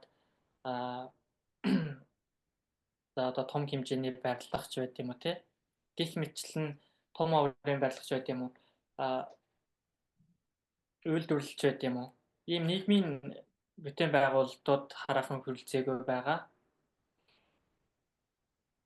байгаа учраас одоо дэд үтсийн салбарыг сонгосон гэд гих мэтлэнгээ гол сэдвээ хэлж явж байгаа юм. Тэгээд судалгааны сэдвийн дараа тайлбар бас авна. Судалгааны сэдв дээрээ болохоор миний одоо судалж байгаа нь өндөр бат бэхтэй ган ялтсаар бетоныг ингэж дотор нь оруулж хүчтэйж байгаа байхгүй юу. Тэгээд маш хүчтэй бетон үүсгэж ин гэсэн үг. Энэ нь болохоор ялтчгүй дэд үтсийн салбарт ашиглагддаг материал болж байгаа юм. Тийм болохоор за ирээдүйд миний өмнө хэлсэн дэд үтсийн салбарыг Монголын дэд үтсийн салбарыг хөгжүүлэн гэсэн зүйл энэ материал миний судалгааны сэдвээс агуулгаас дахин ингэж батчихж байгаа байхгүй юу. За тэгээд ирээдүйд ямар ач тустай вэ гэвэл ерөнхийдөө Монголоо хөгжүүлэн гэдэг зүйл байгаа. Тэгээд эндээс харахаар ерөн агуулга нь зорилгоо одоо тодорхой хэлж өгнө. Тэгээд судалгааны агуулгынхаа ойлголтыг ингээд хэр сайн энэ судалгааны агуулгаа хэр сайн ойлгосон байна гэдэг зүйлийг бас асуугаад байгаа юм шиг. Тэгээд зорилгыг нь асуугаад байгаа юм шиг. Тэгснэ дахиад Монголд буцаж очиод тэгээд одоо ирээдүйг хэрхэн харж ийн гэдгийг бас асуугаад байгаа юм шиг. Тэгээд өөр чинь Японд ирээд амьдарч чадах уу гэдэг. Одоо Японы амьдрал соёлыг хэр сайн мэдж ийн гэдэг ч юм уу. Тиймэрхүү чиглэлийн асуултууд ирж байна да гэж бодсон. Энэ дөрвөн зүйл. Эхлээд зорилгыг нь тодорхойлуулаад дараа нь өөрийнхөө судалгаа салбараа хэр ойлгож ийн гэдгийг нь асуугаад дараа нь ирээдүйн харах өнцгийг нь асуугаад тэгээд амьдрах тал дээр нь одоо жишээ нь Япон хүн нам хүмүүстэй ингээд Япон соёл Япон хүнтэй ингэж харилцах тал дээр асуудал үүсчихсэн үү гэдэг юм уу? Эсвэл Япон хоолноос ингэж идэж чадахгүй зүйл одоо санаад авч байгаа зүйл байгаа юу гэдэг яг Тэлмагаас асуусан асуултуудаас надаас иржсэн асуужсэн байхгүй. Тэрэн дээр нь бас мэдээж ингэдэг. Би болохоор өмнө нь колсент суралцж байсан. Одоо колсент суралцж явах үеийн найз нартайгаа одоо хүртэл найзалж байгаа гэд яриад өнгөрч байгаа байхгүй. Тийм болохоор надад энэ тал дээр бол ямар ч асуудал байхгүй гэд. Гэх мэтлэн яг миний харж байгаагаар бол энэ дөрвийг бол зайлшгүй шалгадаг. Энэ дөрвөн зүйлийг зорилгыг нь шалгана. Энэ давтаж хэлээд байдаг. Зорилгыг нь шалгана, судалгааны агуулгыг нь тэгээд ирээдүйн харах өнцгийг нь тэгээд амьдралын хэв маяг энэ асуудлууд гэж ерөнхийдөө дүгнээ хэлвэл энэ л байна. За ярилцлагын талаар өмнө бас ярьсан. Ярилцлага нь за нэг тийм та хоёрт энэс асуух зүйл байна уу? Эсвэл нэмж хэлэх зүйл байна уу? Гайг баг. Дараагийн асуулт. За Японд суралцахад хамгийн их сэтгэл хөдлөгсөн гайхшруулсан зүйл юу байсан бэ? За надаас юу юм бол би нэг том ер нь яг Японд сурч байгаа хугацаанд нэг жоохон сэтгэл уналтанд аюу том хэмжээр орж исэн. Тэгээд тэрийг хүртлээ би нэг зүйл анзаараагүй байсан нь би хичээл гэж явж байгаад ажигт би нэг юм космос сургуулиуд ерөөхдөө бол нэг хөдөө орон нутаглуу байдаг. Манай сургууль бүр юм уулын орой дээр байдаг. Тэгээд ер нь л ингээл доошоо ингээл уулах оройноос доошоо буучингууд комбине буюу 24 цагийн дэлгүүр маань байж идэг. Тэгэл тэр аваар ингээл хол хаймаг болгочвол би нэг тэр ингээд комфорт зоноос гарах надад ямар шаардлага байхгүй. Хичээлдээ сураад дүнгээ сайн гаргаад голчмоо сайн гарчих юм бол үргэлжлүүлээ бакалаврын тэтгэлгээ авах боломжтой юм болохоор тэтгэлгээ сайжруулах юм. Тиймэрхүү байдлаар ингэж явж байгаа. Тэгээ нэг том асуудал болоод тэгээд ингээд тэр асуудлаасаа ингээд буцаад гарчаад ирсэн. Тэгээд тэгж явж байгаа надад нэг зүйл анзаарсан болохоор Япон улс чинь өөрөө ямар гоё улс юм бэ? Одоо бид нар сургууль явж байгаа бид нар юу их хараад идэг вэ гэхээр сургуулийн чанар, технологийн хөгжил ч юм уу тиймэрхүү зүйлийг аюул хардаг. Тэгээ сурж байгаа явцдаа болохоор нөгөө багш нарын аюул гоё илдэг байдал тий. Тэгээл ерөнхийдөө бол ингээл хүүхдүүдийн сурж байгаа арга барил тий. Ерөнхийдөө бол иймэрхүү ингээл ирээдүй гэсэн зүйлээ аюул хараад ингээд тэмүүлээд байсан юм байна. Тэгээд энэ дунд нэг зүйл анзаарсан нь Япон соёл нь өөрөө ямар гэж. Би манайх Яон явж байх занд нэг юм хуучны бидээс гудамж байдаг гэсэн байхгүй. Тэгээ тэр гудамж нь ингээд аюу эртний би сүүлдээ 5 дахь курс тахтай би чинь 3 жил амьдрахтай сүүлийнхаа жилийн хагасны мэдчихсэн тэрийг. Японд аюу цөөхөн байдаг эртний тийм юм худалдаа ингээд тагансан. Эртний тийм гудамж байдаг билээ. Тэгээд тэрийг харчингуудаа хөөх ямар гоё газар вэ? Яг ингээд заримдаа нэг ханами дээр ингээд үзэл явахаар ханами ч юм уу тийм ингээд сакура үзээд ч юм уу ингээд солиод үзэж юм явахаар би нэрээ ингээд Японд байгаа ш тэгж мэдэрдэг ч гэсэн хичээл рүү ингээд буцаад орчихоор уус тэрийг мэдэрч амждаггүй. Тэгэнгүүт тэр Японы гудамж надад идэв шүү дээ. Тэр сэтгэл зүйн тэр асуудалтай байж ах үед амар амар тавины үгш нэг амар гоёсэн. Хоёрдугаарт би кимонод тэр үед нэг кимоногийн дэлгүүр болоод Тэгээ кимоно имлэхэрийн хүмүүс бүр айгүй гоё аштай хүмүүс байж тараад. Тэгээ би маш олон кимоно тэмдэглүүрээс авсан. Яг хаа санхүүгийн үед жоохон хэцүү байсан л та. Гэхдээ надад Япон тэр хувцсандаа шингэсэн байгаас одоо манай монголчууд бид нар ингээд энгийн зүйл юм шиг хардаг ч гэсэн одоо ингээд нөгөө бүсийг дээш нь тавих тий дээш харж хэвчээ малгай дээр байж авах хэвчээ. Тэрнтэй яг ялгаагүй японочууд ч гэсэн кимоно өмсөх бүр амар том соёлтой байдаг. Тэнгүүд ингээд дотор ингээд орчих юм бол тий одоо ингээд баруунаас зүүн тишээ ингээд орцсон байх юм бол энэ бол энгийн үед өмснөө зүүн тишээ дотгошоо орцсон байх юм бол энэ бол ингээд ажил явдлын үед өмсөж байгаа. Энэ ажил явдалтай айгу хашуудалтай хүн байна гэж үздэг ч юм уу тий. Тэгэмжлэн ингээл хувцсны соёл нь хүртэл тэгэл ингээл цайны соёл, хувцсны соёл, кендо буюу тийм тулааны урлаг гэл ингээл соёлоороо бүр ингээ хамгийн олон би ингээд Японд очиод төсөглөхөө сүүлийн хагас төсдөж л сүүлийн хагас мэдээд би бүр ингээд дөөлмөр үгүй намайг үлдээ гэмээр санагдчихсан байхгүй нөгөө хамгийн олон хугацаанд хаан засаглалаа барьж үзэж байгаа орн шүү дээ Япоос маань. Тэгвэл тэрийг би нөгөө түрүүний яг зэлмагч ярен дээр нөгөө ганцлаар симпани ярен дээр нөгөө Япон соёлоо өөрөө Япон орноо сайн судалцаад яваар байдаг. Би сүүлийн жил мэдсэндээ амар харамсаж исэн. Тэгээд тэр харамслаараа ч гэмээр юм уу Монголд ирчээд пижи хөгжүүлээд Япон ч ийм гоё соёлтой, ийм гоё орн. Одоо үе 21-р зуун 10-р зуун ч юм уу хичнээн 100 жилийн түүхийг ингээд хандтан авч яваад байгаа юм тий. Тэгээ ингээд 21-р зууны технологийн дэвшилтэд орон хэрнээ давхар хүчнийхээ соёл нь хамт явж идэг. Тэрнтэй ингээд арт иргэд нь амар гоё зохицоод амьдэрсэн. Бүр тэр бол үнэхээр надад гайхалтай. Зөв. За цэлмаа шууд дэрвэжлэл ярьж байгаа. Би л болгоод аягүй дуртай нахгүй. Яриаг нэгээ сонсоол юмар санагддсан юм байна. Баярлалаа. Цэлмаа сонсох айгүй дуртай. Тийм би сонсох аягүй дуртай. Аягүй гой сонсомоор ярьдаг хүн байна. За Баярлалаа. за би болохоор Японд яг сурахад гэхээс илүү би ч одоо бараг сурсан гэхээс илүү миний ажилласан жил айгүй олон болоод байна. Сурсан жилээс илүүтэй.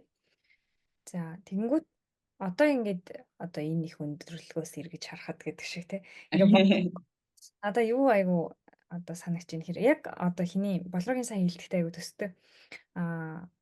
Япон ер нь бол нөгөө нэг одоо high context, low context гэдэг ингээд ярьдаг штэ. Яг нөгөө үгээр юм илэрхийлдэг, үгээр илэрхийлдэггүй гэдэг.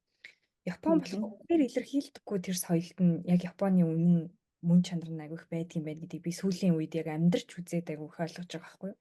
Тэгээ тэр нь яг үхээр нөгөө нүдэнд ил шууд ингээ харагддаггүй детайлуудад ер нь бол Японы одоо сүнс байдгийн байна гэдгийг л би ингэж мэдэрч байгаа юм л та ер нь бол. Тэгээ Япон ёс зүй те. Япон хүний ёс зүй, Япон хүний ингээ бодож байгаа бодол цаанаа ч гэсэндээ одоо ингээд би одоо яг үнийг хэлэхэд Японд удаадах тусам Японд улам хайртай болоод байгаа. Хүмүүс болохоор ингээд харангуут л одоо юу гэдгийг Япон бол ингээл ажлаас өөр юм мэддэггүй ч юм уу те. Одоо амиа оролт ихтэй мэгтэй ингээл айгуу тийм юм одоо хаамбал болчдаг чимээгүй дуугаа болчдаг ормор ингээл бодож байгаа хгүй. Ер нь бол тэгж ярьдаг хүмүүс айгуу байдаг. Тэгээд тэр хүмүүсийн яриаг би үндсэндээ яг үнэндээ бол ингээд одоо чимээгүй өнгөрөөгөө сурцсан. Яагаад гэвэл үнэхээр чи тэнд амьдрчээж тэр нүдэнд ил харагдахгүй байгаа юм хардаг болох хэмжээний хүртэл Япон хэл чинь сайжраад Япон хүмүүстэй тэгж ойлголцдог болоод тэгээ Японы нийгэм тодорхой хэмжээний ингээд хугацаа зарцуулж чи тэр одоо Японы мөн чанар гэх юм уу те тэр сайн сайхан зүйлийг айгүйх олж хард юм байна л та. Тэгээ тийм болохоор ер нь бол ингээл одоо Японы craftsman ер нь бол ингээд гараараа хийж байгаа урлал бүтээгдэхүүн те технологийн хүртэл одоо уул үндэс нь ерөөсөө л тэр байхгүй. Нүдэнд харагддаггүй газар ч гэсэндээ хизээч одоо юу гэдэг хүний нүдийг хуурчий гэж боддоггүй. Яг тийм л одоо ёс зүй тэр одоо мөн чанар надад үнэхээр сайхан санагддаг. Тэгээ тэр бол намайг олон жил гайхшруулсаар байгаа зүйл. Тэгээ одоо хүртэл ингээл бас мэдэхгүй байгаа айгүй олон гоё Японы соёлууд байгаа ах гэж би боддог. Тэгээ тийм болохоор тэр бол хамгийн гоё зүйл байсан.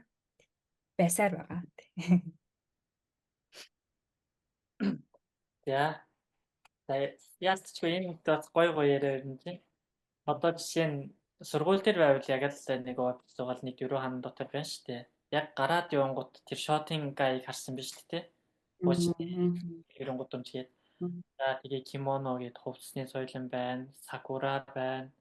Гэх мэтлэн гээд яг сурж байгаагийнхаа хажуугаар бас ойр орчимтойгоо танилцаад янз бүрийн юм харж үзэж явах гэдэг талаасаа тэр тухайн улсынхаа соёлыг сур ингээд шин зүйлийг мэдж авч байгаа болохоор аль болох суухаас илүү гадуур яваад тэр соёлыг нь ч юм уу тэр улсаас суралцах зүйлийг нь хараад ажиглаад явж ивэл тэндээс бас гой шин таалагдах зүйлсийг олж харсан байна шүү дээ. Тийм зүйлтэй учирч болдог юм байна гэдэг зүйлийг эндээс сонслоо. Тэгээд за Simple sorry. Би нөгөө таны яран дээрээс гинт нэг зүйл санацлаа. Би сүүлд нөгөө Японы сургалтаа орж исэн чинь энэ дээр нэг хүн дэгжсэн байхгүй юу?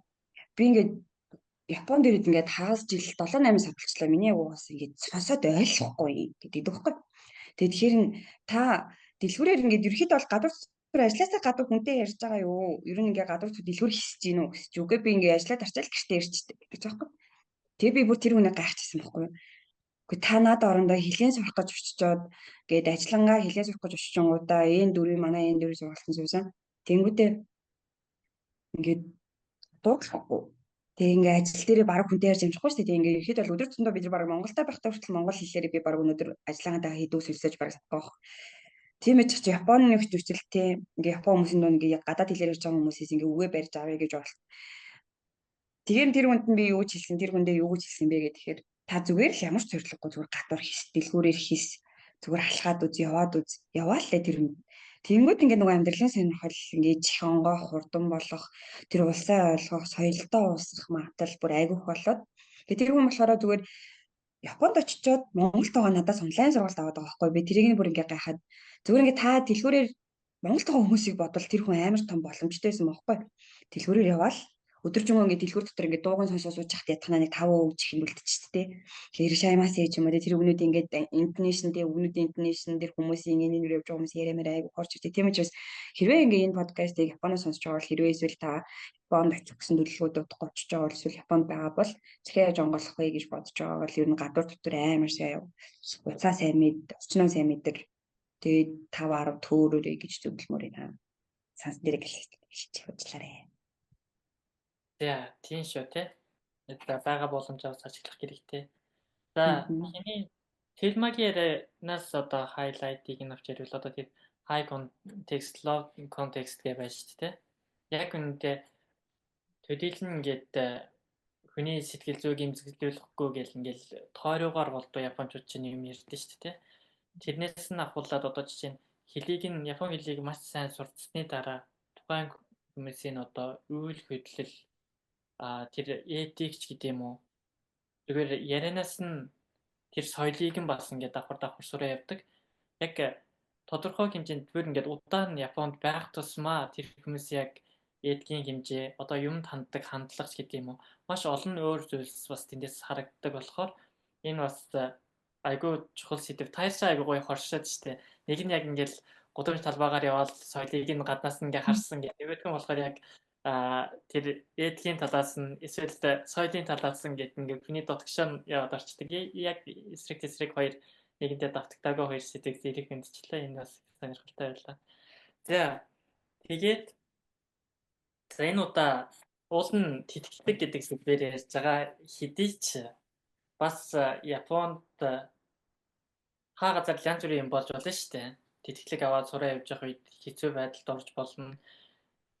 Тийм учраас за болроо маань би бас янз бүрийн юм туулсан төвгийг мэдэх учраас тэгэд энэ дугаар дээр болроо орж ийн гэдгээс за энэ асуултыг тавья гэж бодсон байхгүй юу. За Японд суралцах хугацаанд учирсан бэрхшээл юу байсан бэ? За одоо ядлахаар миний ярих байгаа зүйл нь юу байгаа? Одоо нэг сурах явцын хэцүү бэрхшээл гэхээс илүүтэй амьдрах үед тохиолдсон гадаад улсад амьдарч байгаа хүнд ийм асуудал тулгарвал яаж гарвал зүгээр вэ? Сэтгэл зүгөө яаж тогтвортой байх вэ гэдгийг яаж ингэж авч үлдэх вэ гэдэг дээр зүгээр ингээд өөрийнхөө туршлагаас хэлэл гэж байна.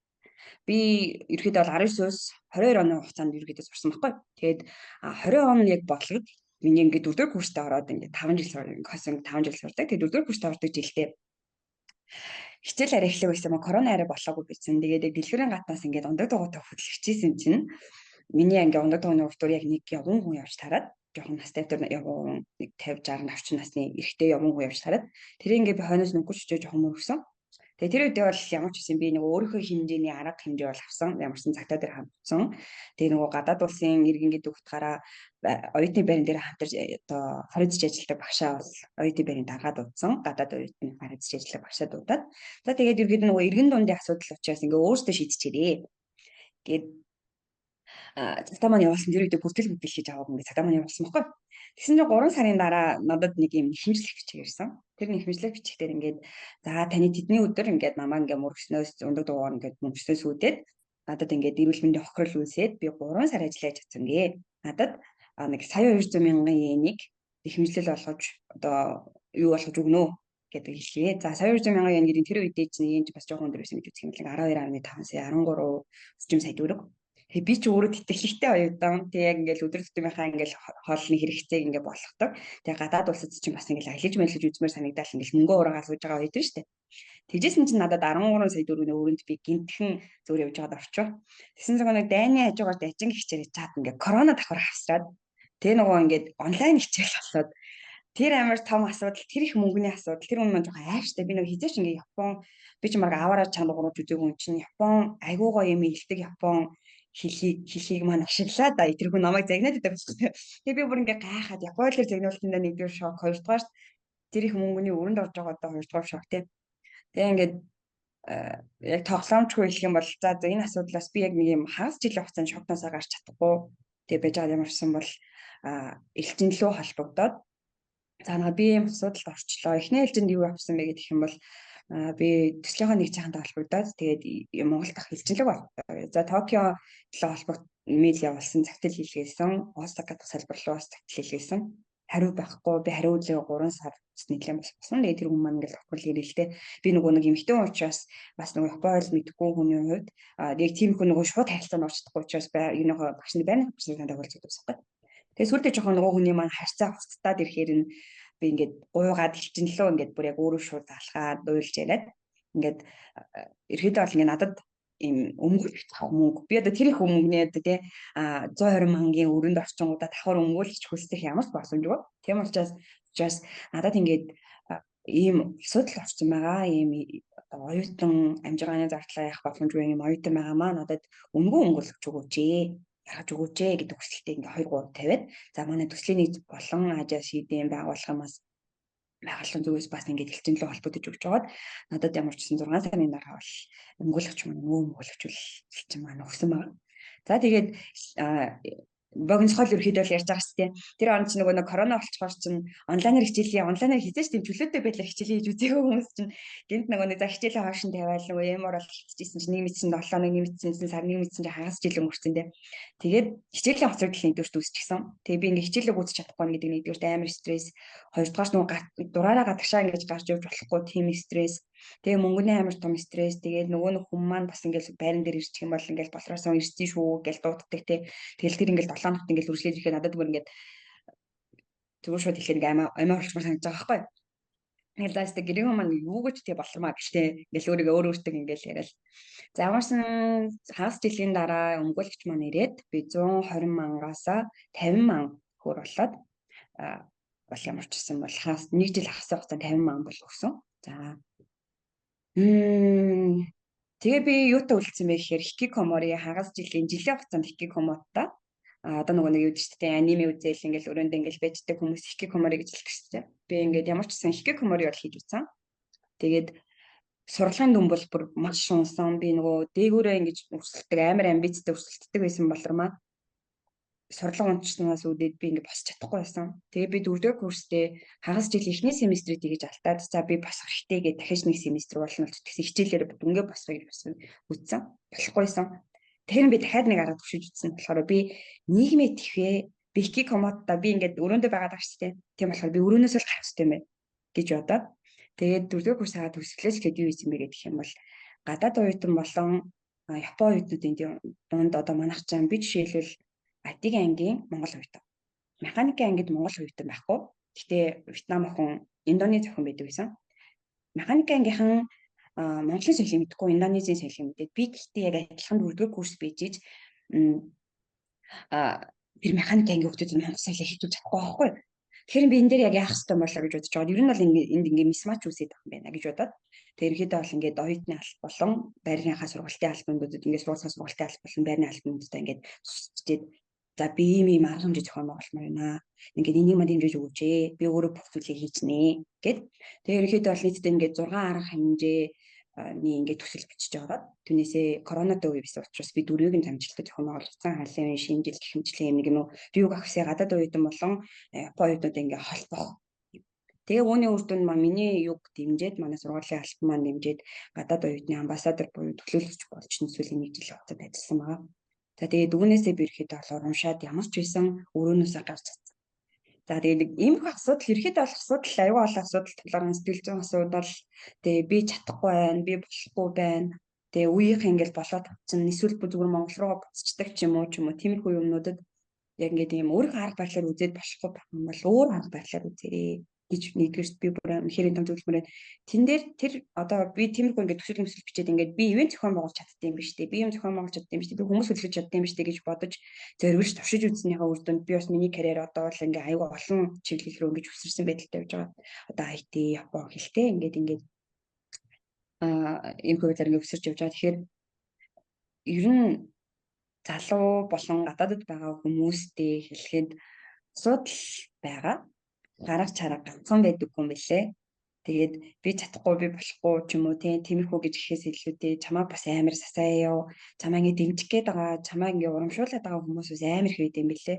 Хүмүүс чам туслах чаахад битгий ингээд үгээр ч ятнаа ингэ чамд өгч чадахгүй ч гэсэн үгээр ингээд сэтгэлээр ингээд ингээд татна битгий түлхээрээ битгий нөгөө монгол хүмүүс амар юм шоогоо нөгөө би давж гарч чадна гэдэг нэг юм битгэлээрээ хүмүүсийг түлхээд байдаг. Тэгэхээр битгий тэгж түлхээрээ зүгээр ингээд гадны оронд гадаад одоо Монгол найз чинь чам ингээд туслах гад өгөөч юм туслах гад юм бол тэр үгийг нь хүлээд авчдаг тийм зөрчилтэй байгаарэ. Тэг хатуу чанга байгаарэ. Тэг гадаад орны аягүй сайн харж агаад солиосон судалтай дээрээ гэж хэлэхээс аягүй хэлмээр юм да. Миний амьдрал нэг тиймэрхүү сонин сайхантай болоод тэгээд Монголд ирсэн мэт юм аа. Энэ айгүй уулын бараан төгч гэсэн ингээд даваа гарцсан болохоор одоо сонсохоор ингээд ямар мундаг төгвэ гэж хэлдэг байгаа байхгүй юу? Зааварсан. Ямар даваа гарсан болохоор одоо бол энийгээд ирж чадчихээн. Тэрнээс ишвэл тэр үед бол тий хикикоморыг хийх тийм сайхан зүйл биш үлээ шүү. Тий. Мэдээ сайхан биш шүү дээ. Осолч тест акшн зүрийн зүйл байхгүй юу? Хамгийн хэцүү нь. Би бас ингээд нэг дугуйтаа яваад жоохон хурдтай давхимаар санагдаж байгаа байхгүй. Тэрхэн зур яг. Тэгэл тэрэн дээр очиод нэг эргэлт таараад тэгсэн чинь нэг жоохон илстэй ийм хар зам дээр болно. Хатуу худалдаа зам дээр жоохон илс маяг юм байсан биш таараад. Тэрэн дээр очиод онходоо. Ихтэй яг хүн мөргөөг л дээ.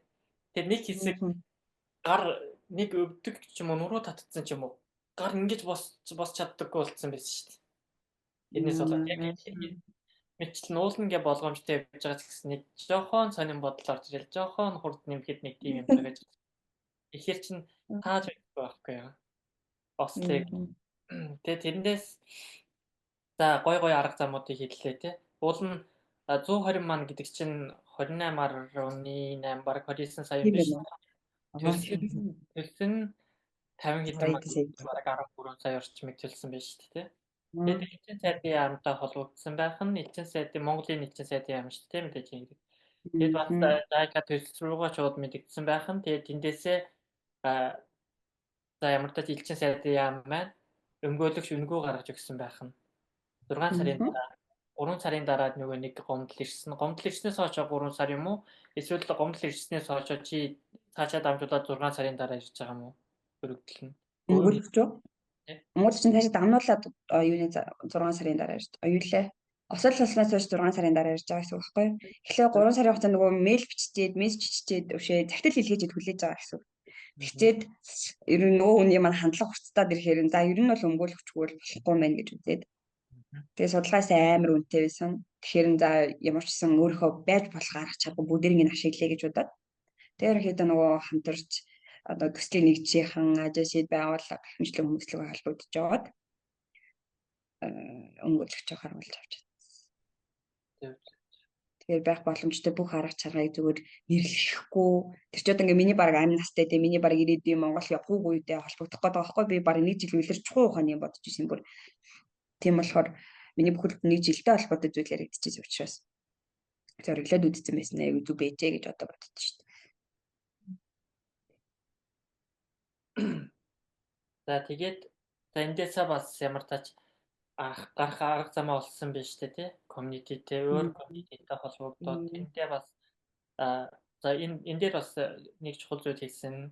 Өөрийнхөө арга барил тохирохгүй бол шинэ арга барил хайгаад үздэг зүйл маш зүйл.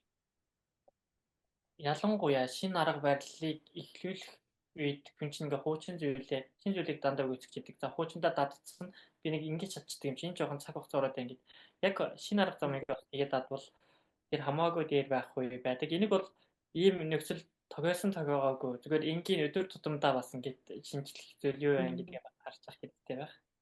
За тэгээд цэвэлмат бараан төвөх байна уу? Бараан төвөх. Асуудалд ороод гарсан төх байна уу? За яг асуудалд ороод би нөгөө юу дугуй унж чаддгүй гэх юм одоо нөгөө айгаад идэх байхгүй яг нэг тиймэрхүү юмнаас. Тийм бол анхнаасаа ер нь унахгүй гэдэг сонголтыг хийдэг. Надад болохоор би юу оюутан байхдаа биш. Гэтэ саяхан нэг жилийн өмнө нөө эмнэлэг твтчихсэн. Японд бүр яг нөгөө хаалгаанд ороод тэгээ эмнэлэг твтээд тэгээ тэр нь болохоор одоо яг шалтгааны нь бол сайн мэддэггүй. Гэхдээ ядаргаа мадаргаанаас ихэлсэн байж магадгүй.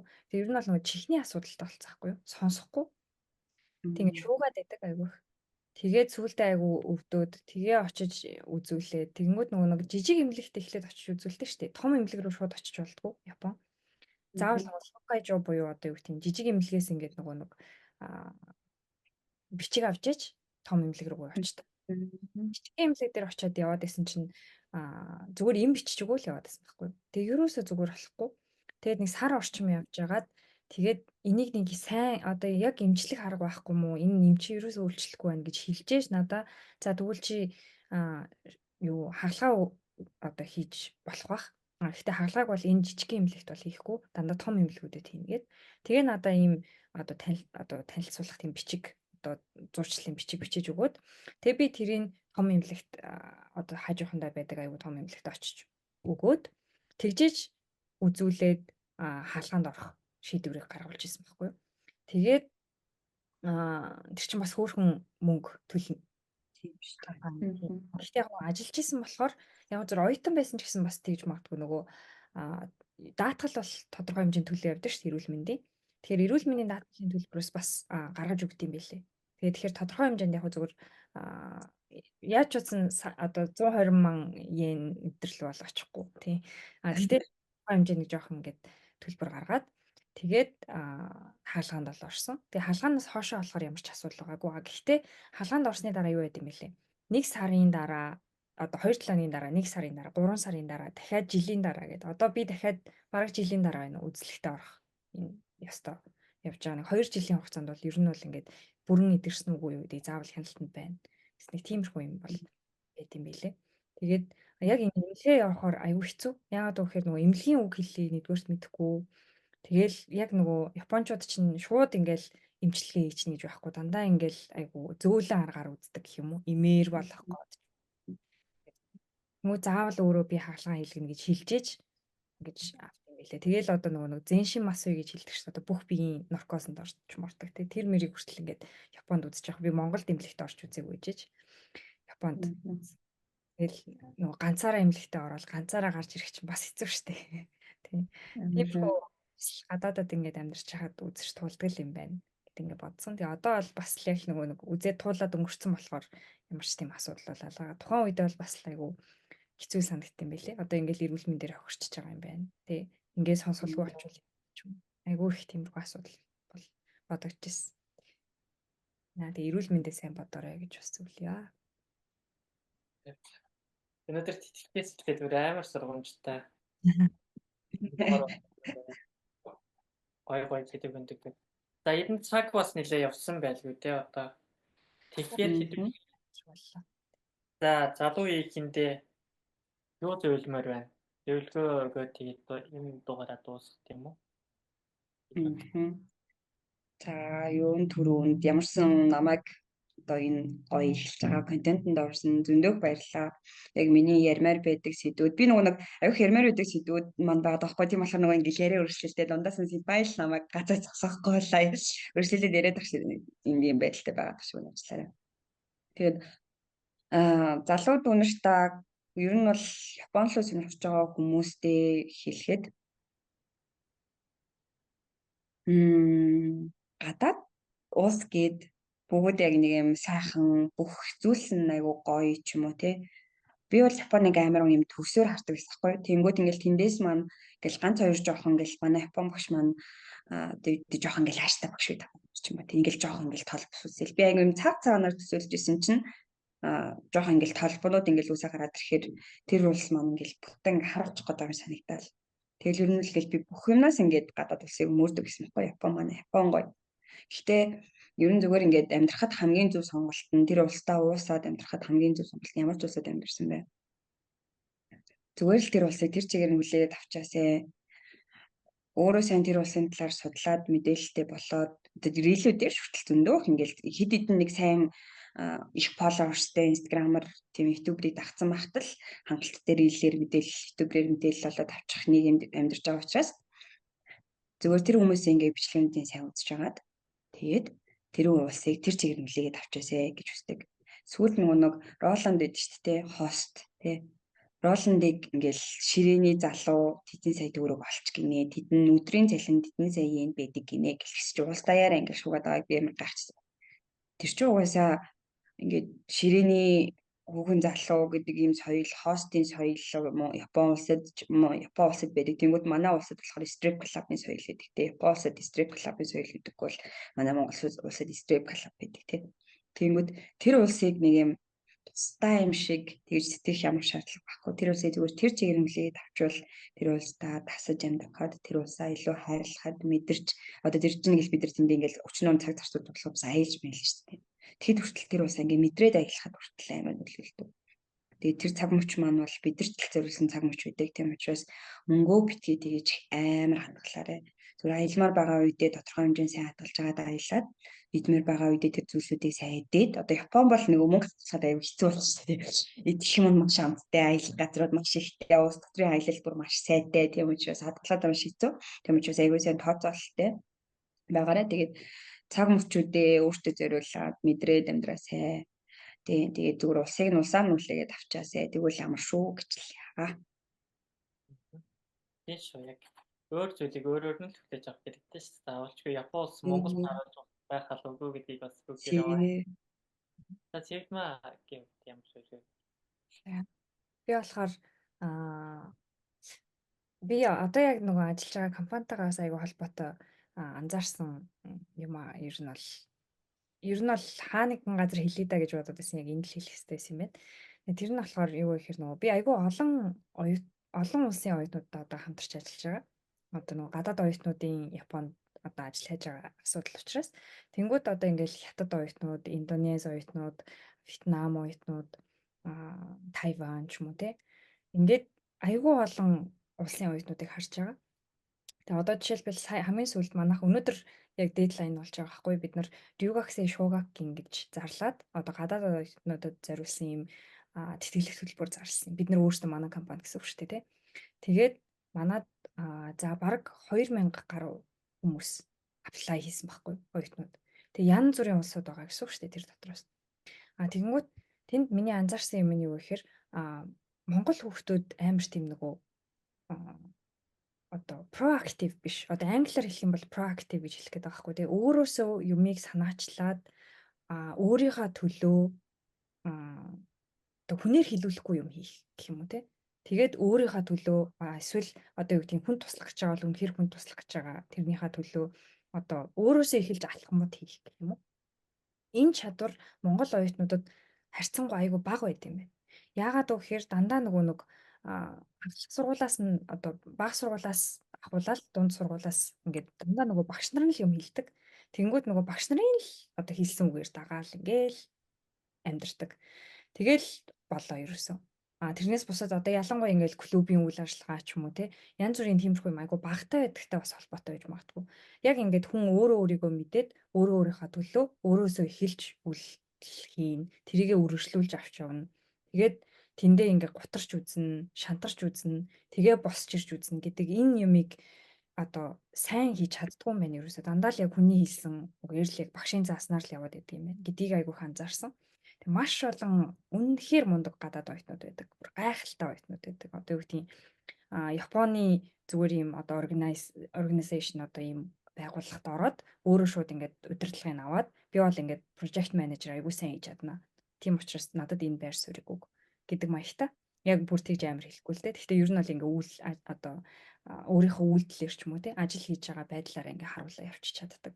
Манайх бол ерөөсөө яг л нөгөө одоо ямахаас нэг гарч чаддгүй, хальж чаддгүй яг л нөгөө Монгол оюутнуудын холбоонд дотроо л айгуу гялцаад идэг тий. Иймэрхүү юмнууд айгуу харагдчихсэн. Тийм учраас одоо ялангуяа адилхан Монголын хувьд бас хараад байгаа хгүй тий Монгол оюутнуудаа ямархуу байгааг нь хараад байгаа. Тэнгүүд яг тиймэрхүү одоо зан чанар айгу бага байт юм байна. Тэг би яг үнийг хэлэхэд яагаад энэ яриаг ярих гэж бодсон бэ гэхээр болрогийн яг ингээд сая төгсгөлд ялангуяа ингээд ярьсан юм ингээс сонсонгууд одоо яг тэр нэг бусад оюутнуудын соёлыг би мэдэхгүй юм байна. Тэгэхээр яагаад ингээд бид нар өөрсдөө ингээд ивент хийж болохгүй гэж те яагаад бусад улсын соёлыг ингээд солилцож болохгүй гэж гэдэг ч юм уу. Ингээд яг өөрөөсөө эхлээд тэгээд тэр нь бүр одоо сургууль нь хүлээн зөвшөөрөөд те яг ингэж явдаг ийм чадвар бол Монгол одоо айгүй ховор чадвар. Тэгээд тийм учраас ийм гоё чадвартай бас ийм зочныг урьж оролцуулсанд өнөөдөр маш их баярлалаа. Ганцлагтай. Тийм болохоор яг ийм чадвар Монгол оюутнууд айгүй хэрэгтэй байт юм байна гэдгийг ингээд бодож исэн чинь яг тийм чадвартаас оюутан одоо ажиллаж байгаа ч гэсэндээ тий уулзсанд айгүй их баяртай байна. Тэгээд бас одоо айгүй олон одоо хүүхдүүд энийг үзэж явах юм бол манай болроос өнөөдөр айгүй их сурах юм байсан бахаа гэж би бодож байна. За баярлалаа. Болроо пэйж хөгжүүлж байгаа гэж хэлсэн шүү дээ. Пэйжийн нэрийг хэл. За миний пэйжийг болор буян гээд за болор гэдэг юм ягаан дууддаг болор гэж бичсэн юм пэйж хаяг байгаа. За ер нь Японтой холбоотой нөгөө Японд одоо сая хэлсэн шүү дээ би нэг юм дугуйны юунаас болоод айгүй үзүүл ингээд аюух зүйл ухаарсан гэдэг тийм. Тэнгүүтээ нөгөө нэг 5 дахь курсаа төгсгөл үгүй намаагүй л дээ гэд ингээд ирсэн учраас Японы соёлтой холбоотой контентуудыг аюу хийх хичээдэг. За тэгээ Японд сурж байгаа Японы соёлтой холбоотой зүйлсийг монгол хэл дээр мэдхийг хүсэж байвал болор гэж заавад буян гэд бичих юм бол миний пэйж хаячих болно. Тэгээ Instagram дээр ч гэсэн тодорхой хэмжээний контентууд бас оруулаад явдаг байгаа. Одоохондоо жоохон итгэхгүй байгаа. Гэхдээ бас байгаа. За тэгээ мэдээж хэрэг нөгөө 1000 инженер төслөө бол би угаас орхитуулахгүй байнга яриад явах хичээдэг. Манай 1000 инженер төслийн төсөвчтэй холбоо маань ерөөхдөө бол одоо яг нөгөө 1000 бүх салбарын одоо инженерүүдээс бүрдсэн холбоо байдаг учраас холбоодуудтай бас хамтарч ажиллахад бүрэн нээлттэй байгаа. Өндөр нэмээд нөгөө манай одоо төслийн хүмүүс учраас бүгд Япон аягүй сайн мэддэг Японтой холбоотой хүмүүс учраас Япон байгууллагуудтай бас хамтарч ажиллахад бүрэн нээлттэй бас байдаг. Ийм холбоо байгаа шүү. Тэгээд та бүхнээс нь бол 1000 инженер төсөвчтэй холбоо гэдэг ахын бол байгаа шүү. За тэгээд энэ гайхалтай нэвтрүүлэгтээ энэ сонирхолтой контентэнд орж байгаа да урьж оролцсон маш их баярлалаа. Тэгээд Симпайнерийн энэ хийж байгаа зүйл бас яг сошиал чиглэл дээр жоо хачтай байдаг хүний хувьд хамтарч ажиллахад бүрэн нээлттэй байна шүү. Тэгээд надтай бол надад юм хийх юм бол те би хийхэд бас нээлттэй байна. Тэгээд надтай хамтарч ажиллаач. Тийм. Гэж бас хэл яадаг сэгэлтэндээ өөрийгөө хэлчихье. За баярлалаа. Йоо надад нэг зүйл байна. Одоо энэ их чухал зүйл гэж бүгдээ анхааралтай сонсоорой. За хамгийн чухал зүйл одоо юу вэ гэвэл одоо манай сувгийг дагж үзэх. Энэ бол хамгийн чухал. Тэгвэл ийм гой янз бүрийн зочдоос яриа сонсч чадах юм байна. Тэгэхээр ментор хэрэгтэй хүн байж болно, хэрэггүй хүн байж болно. Гэхдээ сонсоход бол илүү идэвхтэй мэдээллийг бол бид нэр хуваалцсан. Тийм болохоор манай сувгийг дагаарай. Тэгээ бас болор сувг пэйж битлж байгаа юм байна шүү. За баярлалаа. Энэ удаагийн дугаарыг маань үзэх хүмүүст бас баярлалаа. За баярлалаа. Баяртай.